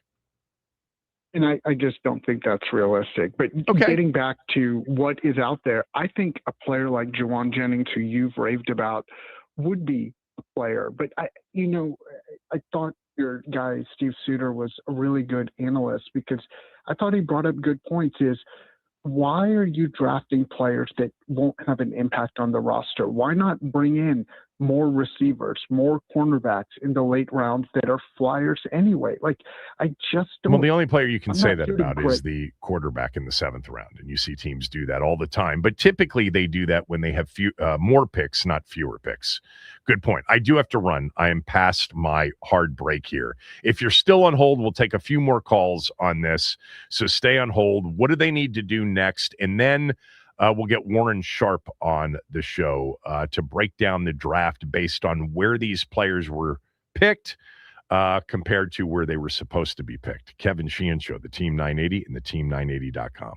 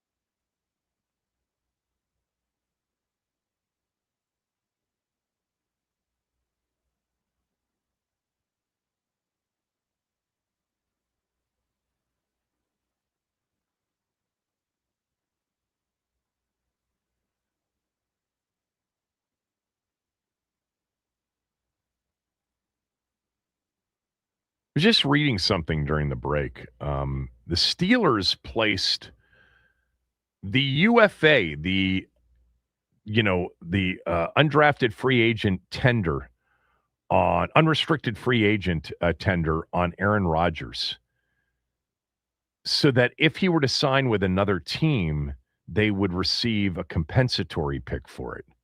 Explain to me what other team Aaron Rodgers could be talking to. What other team is desperate for a quarterback that can? I mean, Minnesota, Miami. No, Kyler Murray. They signed Kyler Murray. That solves it. Well, it's not that it solves it, but that was their big move. That's They're not move, now going to bring in Aaron Rodgers. I mean, the Jets, the Browns. Where else would he be thinking about signing? I can't imagine anywhere else. I'll tell you what, they, I think there was some excitement in that first round when for Mekhi Lemon, when the Steelers were getting ready to take him at 21, because the Cowboys weren't going to take him at 20, and then the Eagles jumped up in front of the Steelers and took Mekhi Lemon. The Steelers were going to take Mekhi Lemon. Instead, they ended up taking a tackle, and they have a need for a tackle because the injury to their starting left tackle. 301-230-0980, 301-230-0980. What else does our team need to do between now and training camp, now and opening day? Brandon Ayuk is the big question mark. I'd lean heavily in the direction of Brandon Ayuk becoming a wide receiver on this roster prior to opening day. But you can't sit around and wait forever. If the 49ers decide they're going to wait until the last minute because they don't owe him any money until September 1st, and they don't want to do him any favors, and they don't want to do the acquiring team any favors, I don't know if I want to wait until August 31st. I think Stephon Diggs, once his legal stuff gets cleared up, if it gets cleared up, and you got to do due diligence on that stuff too, understood. But I kind of like the idea of Stephon Diggs for one season here, if he's able. Let's go to Mark and Largo. Mark, what's up? What else do they need to do? Hey, what's up, Kevin? How you doing? What's up, Mark? How are you? Here's the problem I think we have right now. And every time I feel like Al Pacino in The Godfather Part 3. Every time I try to love Adam Peters, he does something that make me say, Jesus. What did he do that made you say Jesus? This is the third year in a row. Look, Antonio Williams, I'm not knocking Antonio Williams. Antonio Williams is probably a great slot receiver and probably eventually going to be a number 2 receiver. I'm not knocking that. Here's the problem. The last 2 years, you drafted 2 slot receivers, Luke McCaffrey, and you drafted Jalen Lane. What are you going to do with those 2 guys? And are you going to move them on, and what you're going to do? I think they need a receiver like you. If I was with them, I would have gone after Juwan Jennings. But I think because I think he's in bed with Brandon Ayuk, and I think the reason why he's in bed with them is not because he wants to, is because he feels, and this is just me. Now, I am was stepping on something, I think, but I'm going to go a little further than what I am was saying. I think there's pressure that, and you can call this crazy, that Jaden, if he doesn't get what he wants after this season, there's a chance he may ask for a trade. Now, you could say that's crazy, but okay, laugh. You know what? Anything's possible. Anything's possible. Can we just go back to Jalen Lane and Luke McCaffrey for a moment? Right. Jalen Lane was a 4th round pick and has played 1 NFL season. Now, do I think he looks like a starting slot receiver or a number 3 receiver? No, I think he looks like a really good returner. Luke McCaffrey is 2 seasons into it, and he was taken in the 3rd round, number 100 overall at the very, very end of the 3rd round. I actually think he does look the part. The irony about Luke McCaffrey is he's not small. You know, he's 6'2". He's got some size to him, but I like him, and I'm not giving up on Luke McCaffrey. Now, as it relates to kowtowing to Jaden, I just don't think Jaden's that type of guy. I don't think that's what they're doing. I don't think they brought in Rashad White because he played at Arizona State with Jaden. I don't. I mean, if they brought back De'Ami Brown because of the connection that he and Jaden had, especially late in the season. Yeah. That's something they could all get on board with. The college stuff from 4 years ago, 5 years ago, I don't think that's what they're doing. Certainly they're asking Jaden about Brandon. They're getting as much information from Jaden as they can about Brandon Ayuk. But I don't think there is, an ultimatum from the quarterback on Brandon Ayuk. Okay, that aside. Yeah. Let me ask you this. Mm-hmm. You think Luke McCaffrey's better than – would you take Luke McCaffrey or De'Ami Brown? Well, they're not necessarily the same position. You're fading for some reason. Can you put your mouth to the phone so we can hear you? Okay, I'm sorry. Better. Sir.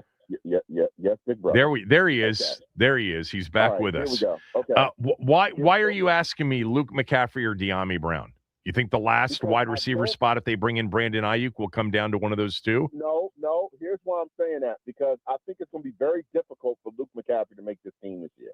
Yeah, I think it's going to be a challenge too, but I think we're making some assumptions that we shouldn't necessarily assume. Well, if you can't break away from defenders, Kevin, there's a problem. These guys they have right now, and Treylon Burks, De'Ami Brown, even Van Jefferson, Antonio Williams, these are guys that can break away from defenders. The number one thing that we've discovered for the last 2 years is that Luke can't do that. Now, Luke has very good hands. Yep. And I'm not knocking him. Now, this is why I say trading Luke to San Francisco is not such a bad idea. Trading Luke to San Francisco? What do you think you can get for Luke McCaffrey? If you want to give him to San Francisco for Brandon Ayuk. Now, let me ask you something else, Kevin. He's not Brian Robinson Jr. with the results that Brian Robinson Jr. had. What do you think you'd get for Luke McCaffrey? The answer is nothing. No, pick 226. No, you're missing my point. Usually do. What I'm trying to say is to you, Kevin, can I say Mark. this? If you do an even trade for Luke and Brandon, that's what they want. They want Luke. Well, that's not happening. We're not taking on his contract. No, well, that brings me to my next point. Remember 4 years ago with Carson Wentz? Didn't Carson Wentz? Yeah, but that was Dum-Dumville here. That was Dum-Dumville here. They were going to cut Carson Wentz. We should have forced Indianapolis to eat half of the salary.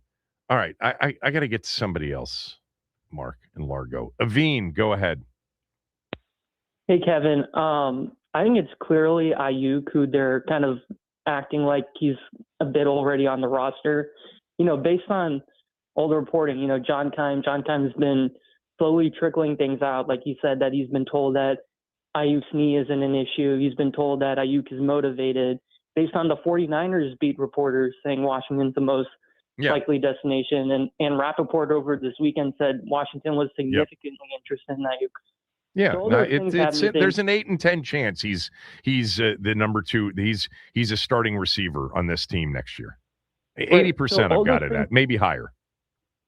Yeah, and I just don't think this organization, Adam Peters and all them, they wouldn't bring him in if they didn't have really good intel on what the whole situation is.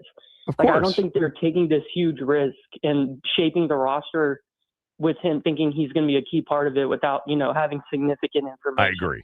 So that just makes me feel better about the whole situation. That makes me feel like it's less of a wild card or less of a shot in the dark type of thing. And I'll just say, Kevin, I still don't think, Aveen, let me interrupt for one moment. I still don't think that means that you sign him to some sort of comfort deal. This still has to be based on his terrible judgment and the last year and a half of a relationship with his current employer. This has to be a 1-year prove-it deal. I'm not saying a veteran minimum, but you can't be on the hook if he goes AWOL again for whatever reason.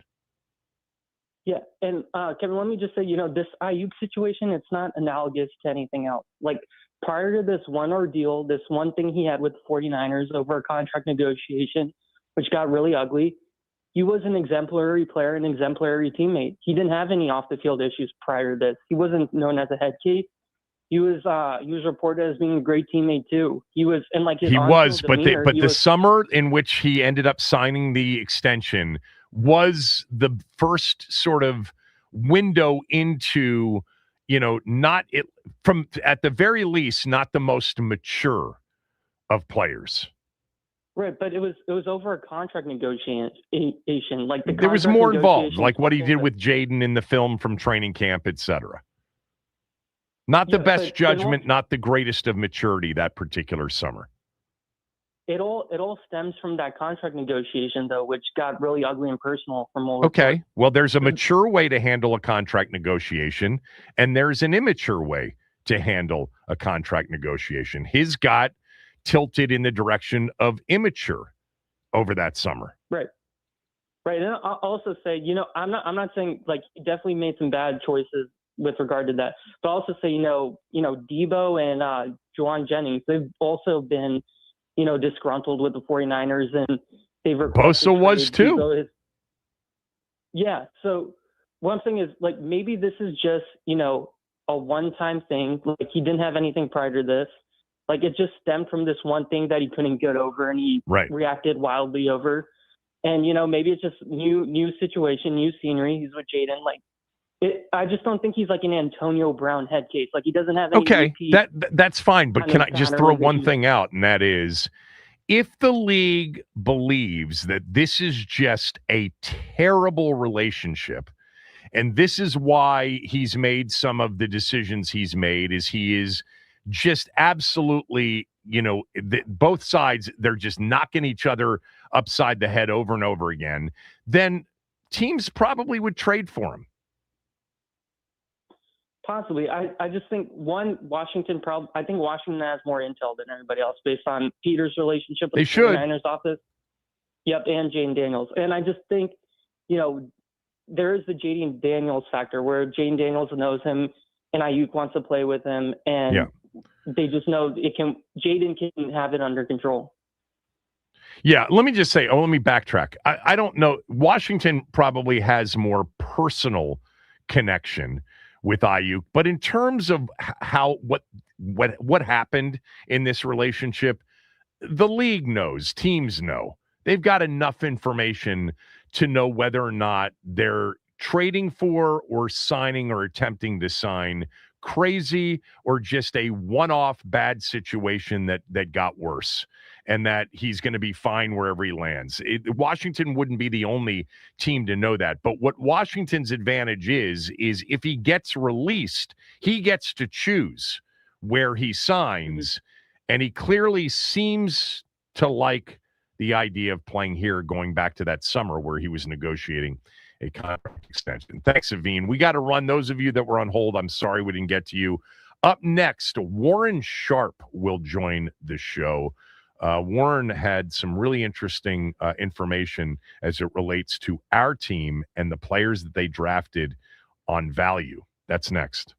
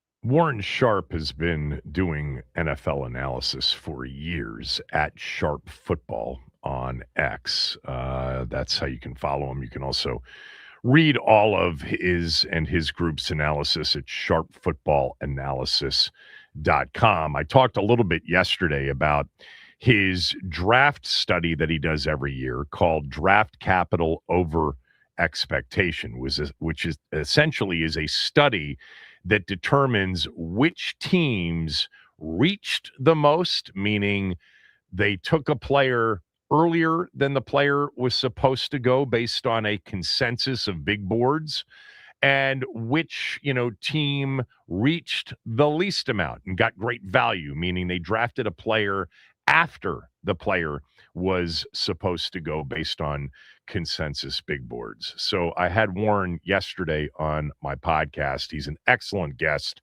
and just started off by talking about some of the league results before we got into Washington's. Give me the player that was based on the consensus big board.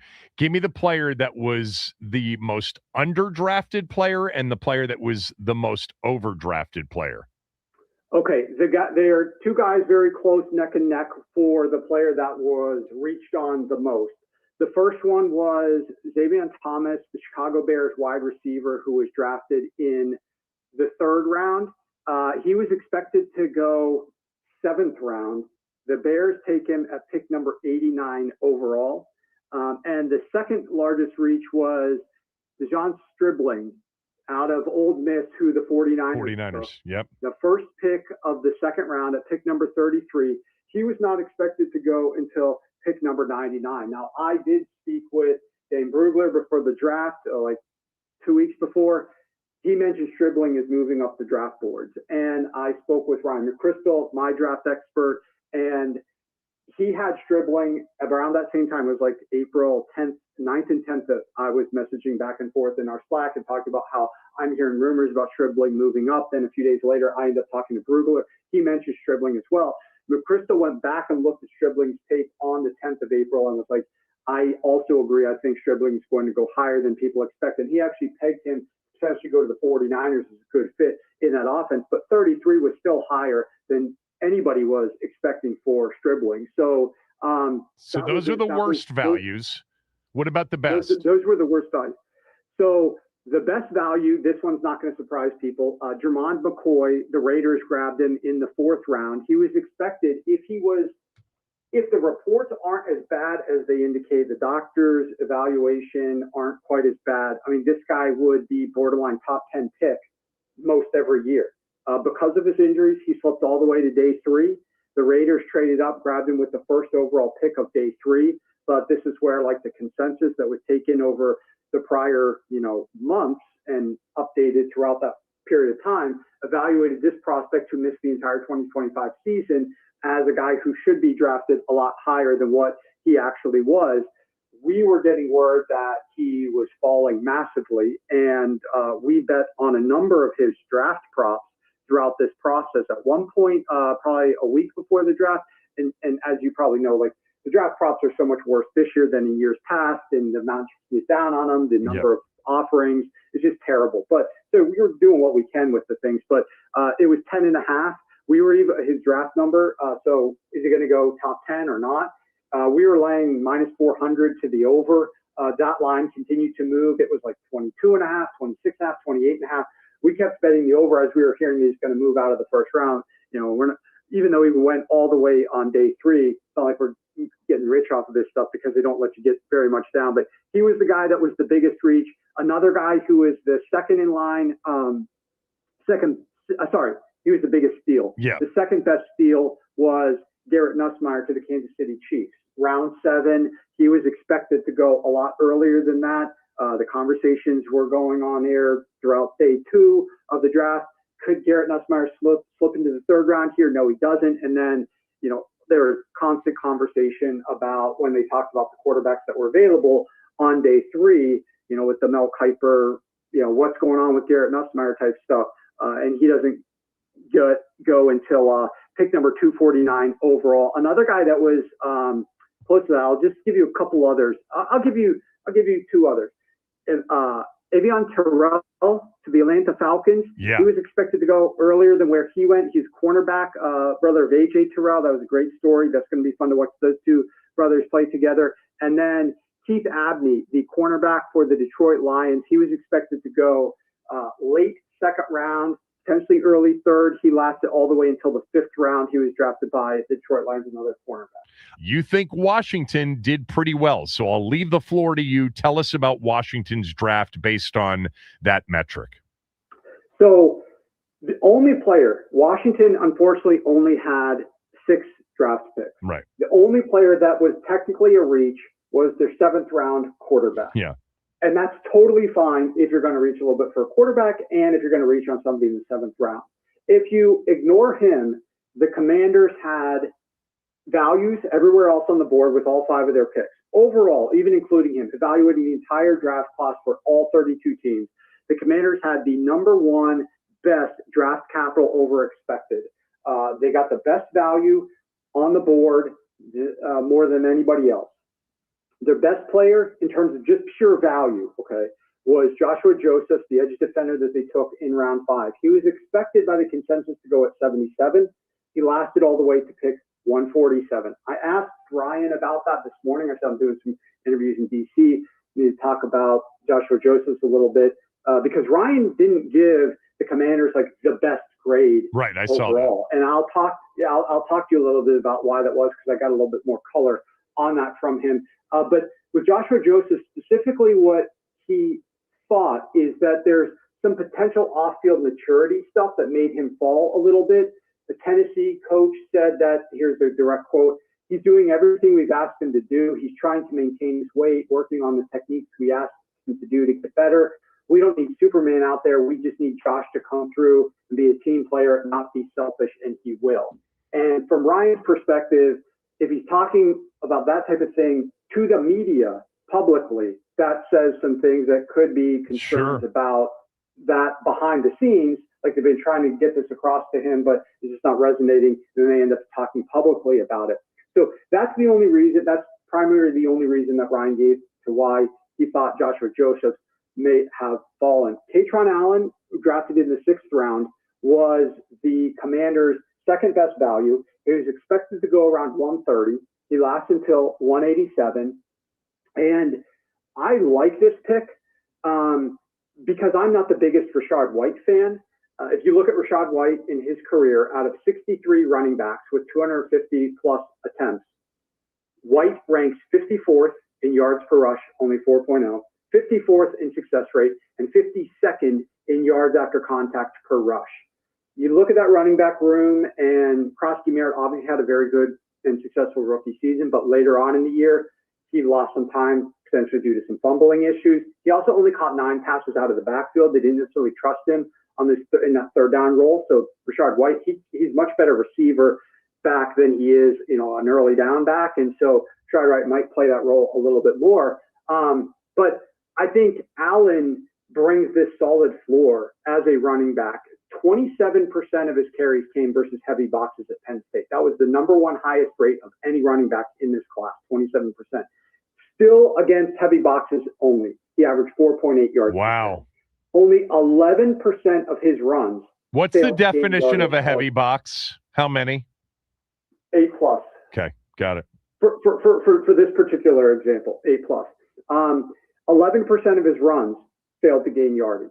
That's a very low number, 3rd best of any running back in this class. When he was able to go against a light box, so we're talking 6 or fewer with the standard box being 7, a light box, he averaged 7.0 yards per carry. That was 4th best in the class. And in addition, we're talking about that 3rd down role, he was the 3rd best pass protecting running back in this entire class.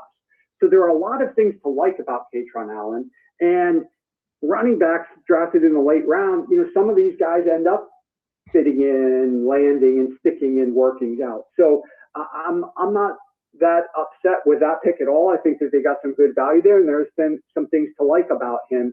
The center that they drafted in the 6th round was the 3rd best value, expected to go pick 168, drafted at 209. Then you look at Antonio Williams and Sonny Styles. Both of these guys were drafted like between 2 and 5 picks better than expected by the Commanders. So right in line with kind of like what the consensus was. And Antonio Williams obviously fills a role of a player that they really needed, based upon people that I trust, not my own evaluation here. He is going to be an efficient option because he's going to see some similarities in DC with what he saw in Clemson. They played an RPO-based scheme in Clemson. He operated primarily out of the slot. He only dropped 1.8% of his targets last year, which was a massive improvement over 2024. And he transitions really well after the catch to being a runner. So some of those things, like based upon how Washington might end up using him, seems like a pretty good fit. The issue for Ryan was, in terms of why Ryan gave the Commanders a C+ draft grade as opposed to draft capital saying they did the best job, is that how many of these guys are actually going to play and impactfully help the team this year? Obviously, Sonny Styles, surefire, but the Commanders didn't really have that many other higher drafts. Sure. Yeah, no, your metric measures the value of the player picked relative to where the player should have been picked. It doesn't measure the probability that the player will fit in, that there will be an opportunity for the player based on need, or even if there was an opportunity that the player will produce. Right, exactly. So you're not reaching for guys.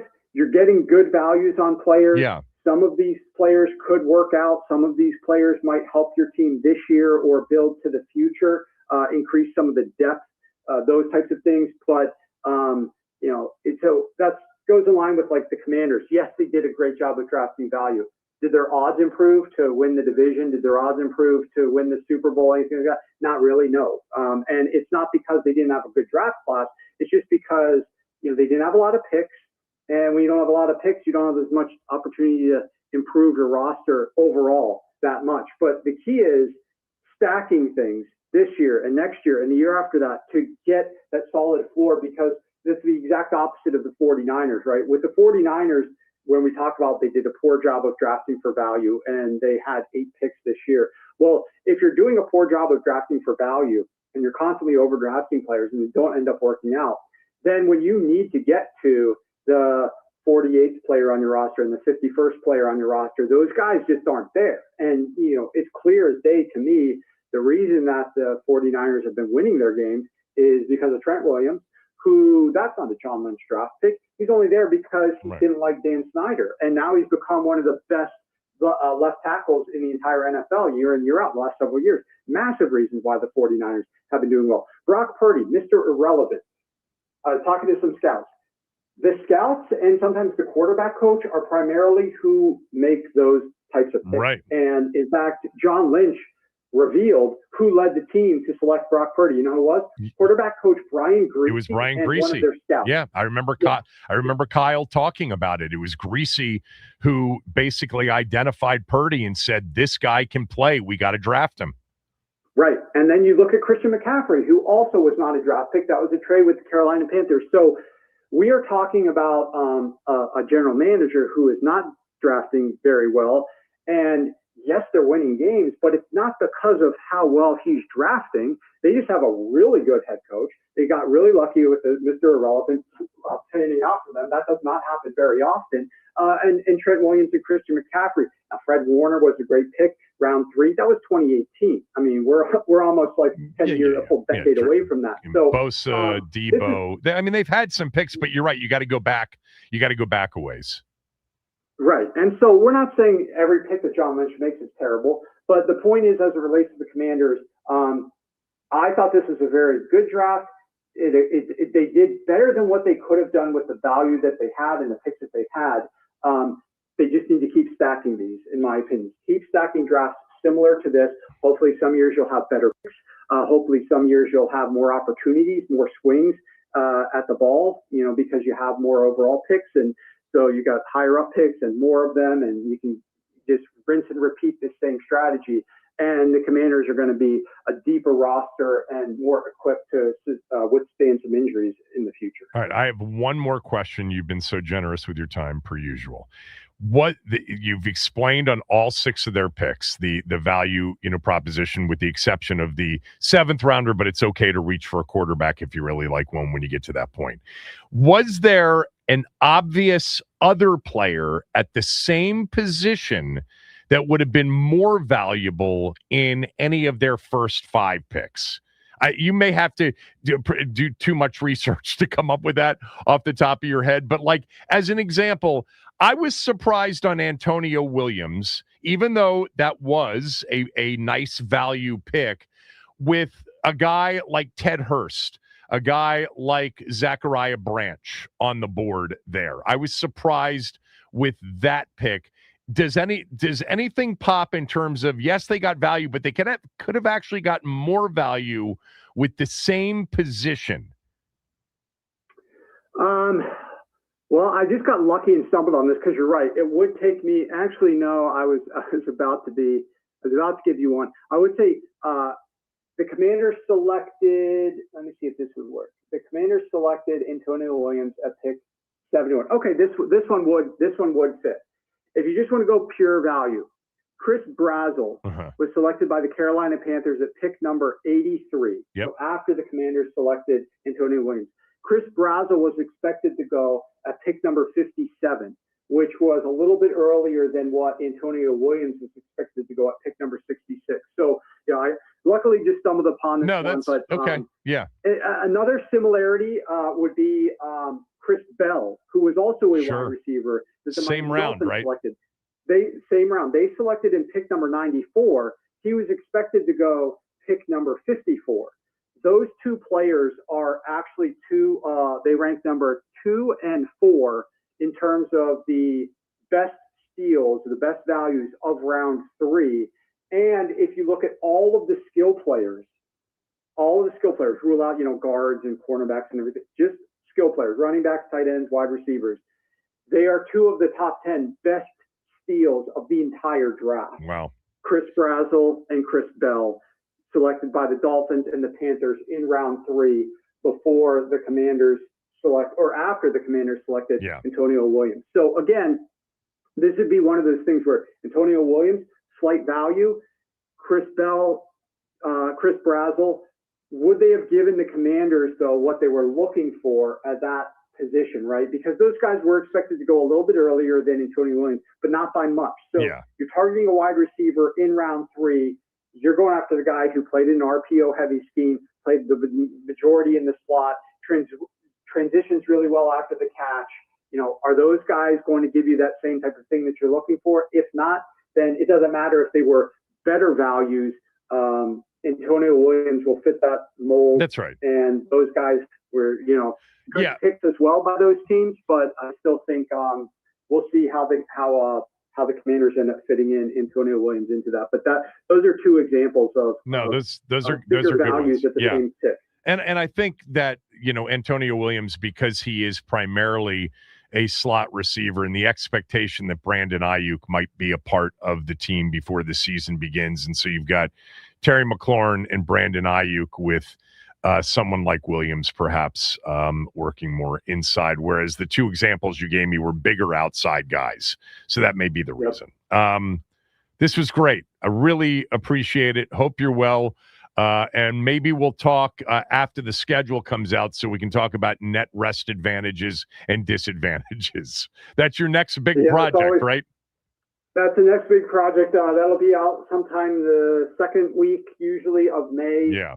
And, I've got the book that I'm working on now as well. So it's the off season, but it's not vacation time whatsoever. Just because the draft is over, there's a lot to be done. I really start grinding and don't let up until that book is done, usually the very first week of July. And after that, I can just come up for a breather. But it's a great book, sharpfootballanalysis.com. And you can just link to it from Warren's X account at Sharp Football. Thanks as always. Talk soon.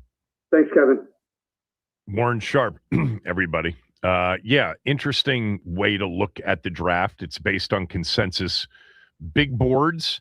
Do those big boards, would they be the consensus for all 32 teams? We don't know that for sure.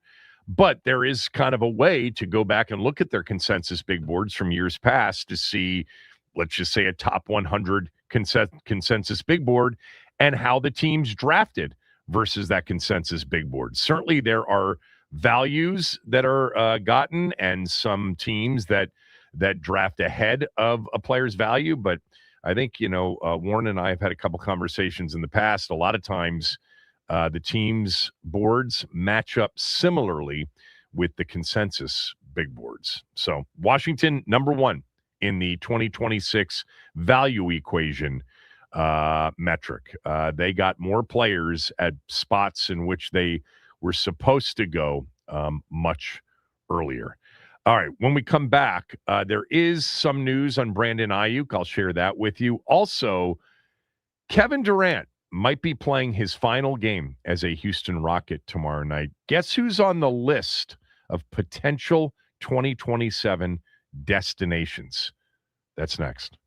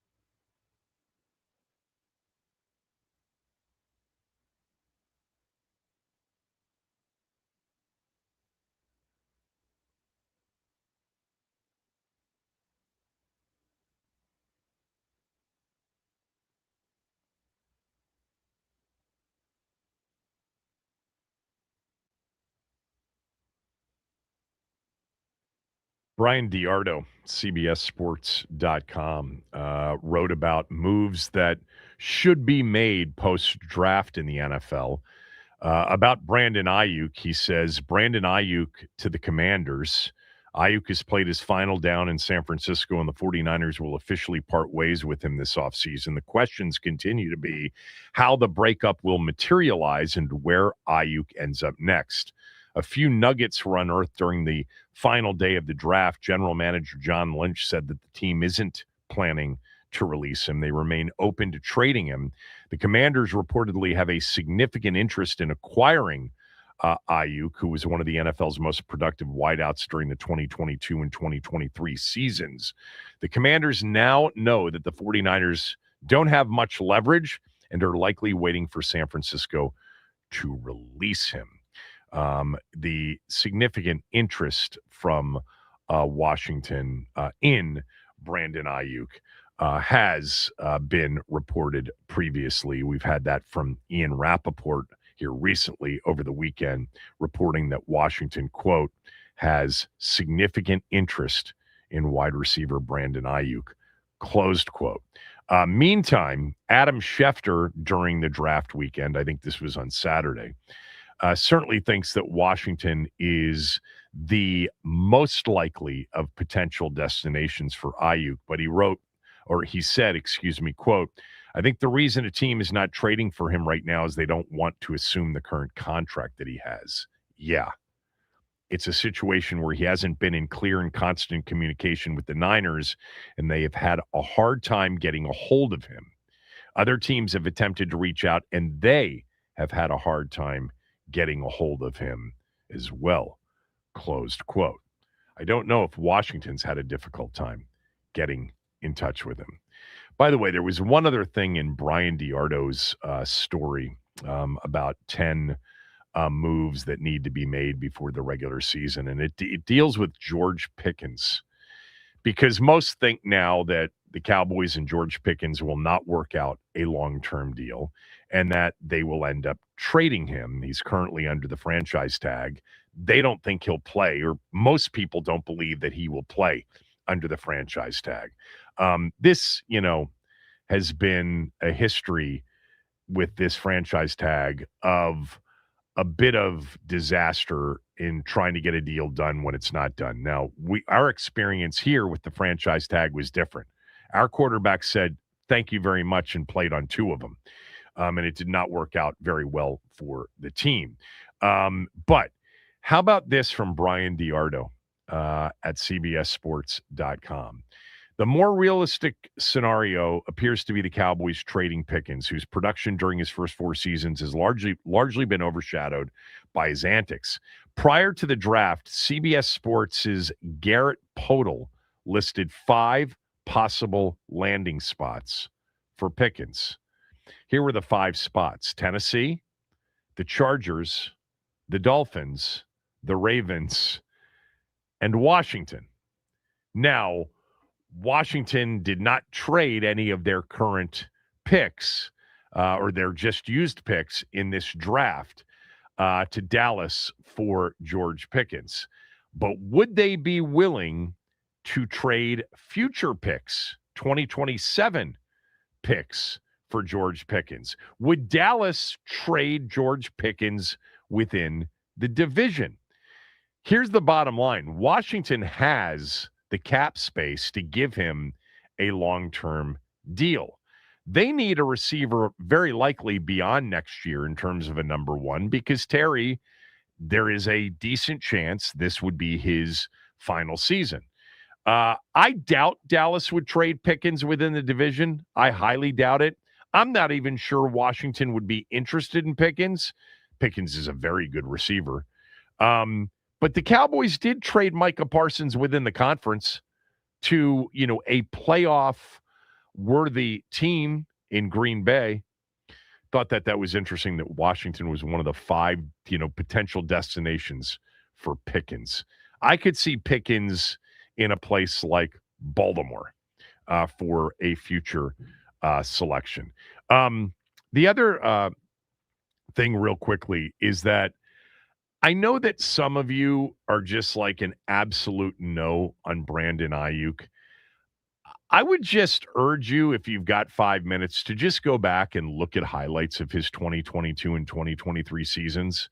I mean, I remember talking about Brandon Ayuk even before he became a bit of a household name during his contract negotiations after the 2023 season. There was just something about him that always felt great and elite level. His separation, his hands, his route running ability, his big play stretch the field ability. His 2023 season by Pro Football Focus was ranked the number 2 wide receiver season in 2023. Hill in Miami, Tariq Hill was number 1. Ayuk was 2.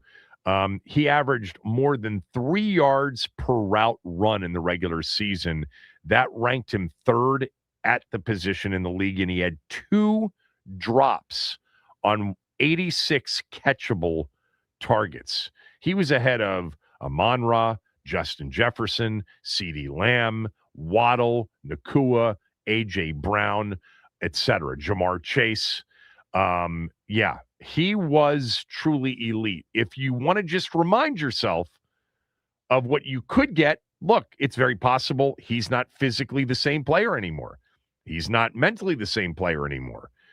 But if you did get him from 2023, keep in mind, because somebody tweeted me, he's not 2023 Brandon Ayuk anymore. You're going to be getting 2026 Brandon Ayuk. Well, I will remind you that he will be entering his age 28 season. He's just 28 years old. And if he's fully recovered from that injury, with a quarterback, with hopefully a scheme that works, with a receiver like Terry on the other side, you could get the best of Brandon Ayuk. He was an ascending player. He hadn't reached his max yet at 25 years old in 2023.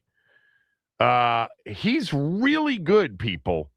Just, I understand all of the red flags on this dude, and I don't disagree with him. And if he's a crazy person, I don't want him on my team. But if it's just a one-team aberration situation that he's handled poorly and the team's handled poorly, and he's physically fit, he's ready to go, and this is a place where he wants to be, he was great in his final 2 seasons before the injury.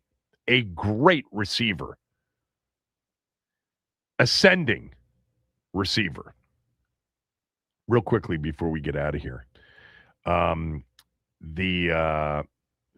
This guy from The Ringer, Michael Pena, reported that Kevin Durant may be playing his final game in Houston tomorrow night. They play the Lakers in Game 5. The Lakers can eliminate them in 5 games at home. I don't even know if Kevin Durant's going to play tomorrow night. He hasn't played in 3 of the 4 games in this series.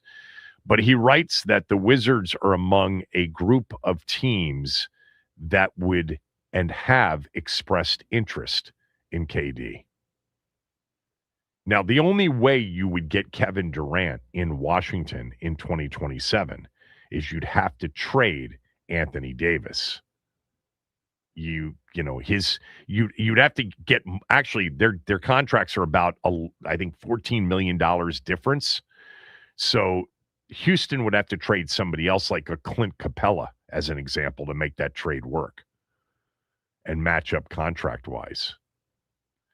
I don't know if I want Kevin Durant anymore. He just never seems to be happy. Chris Russell's next.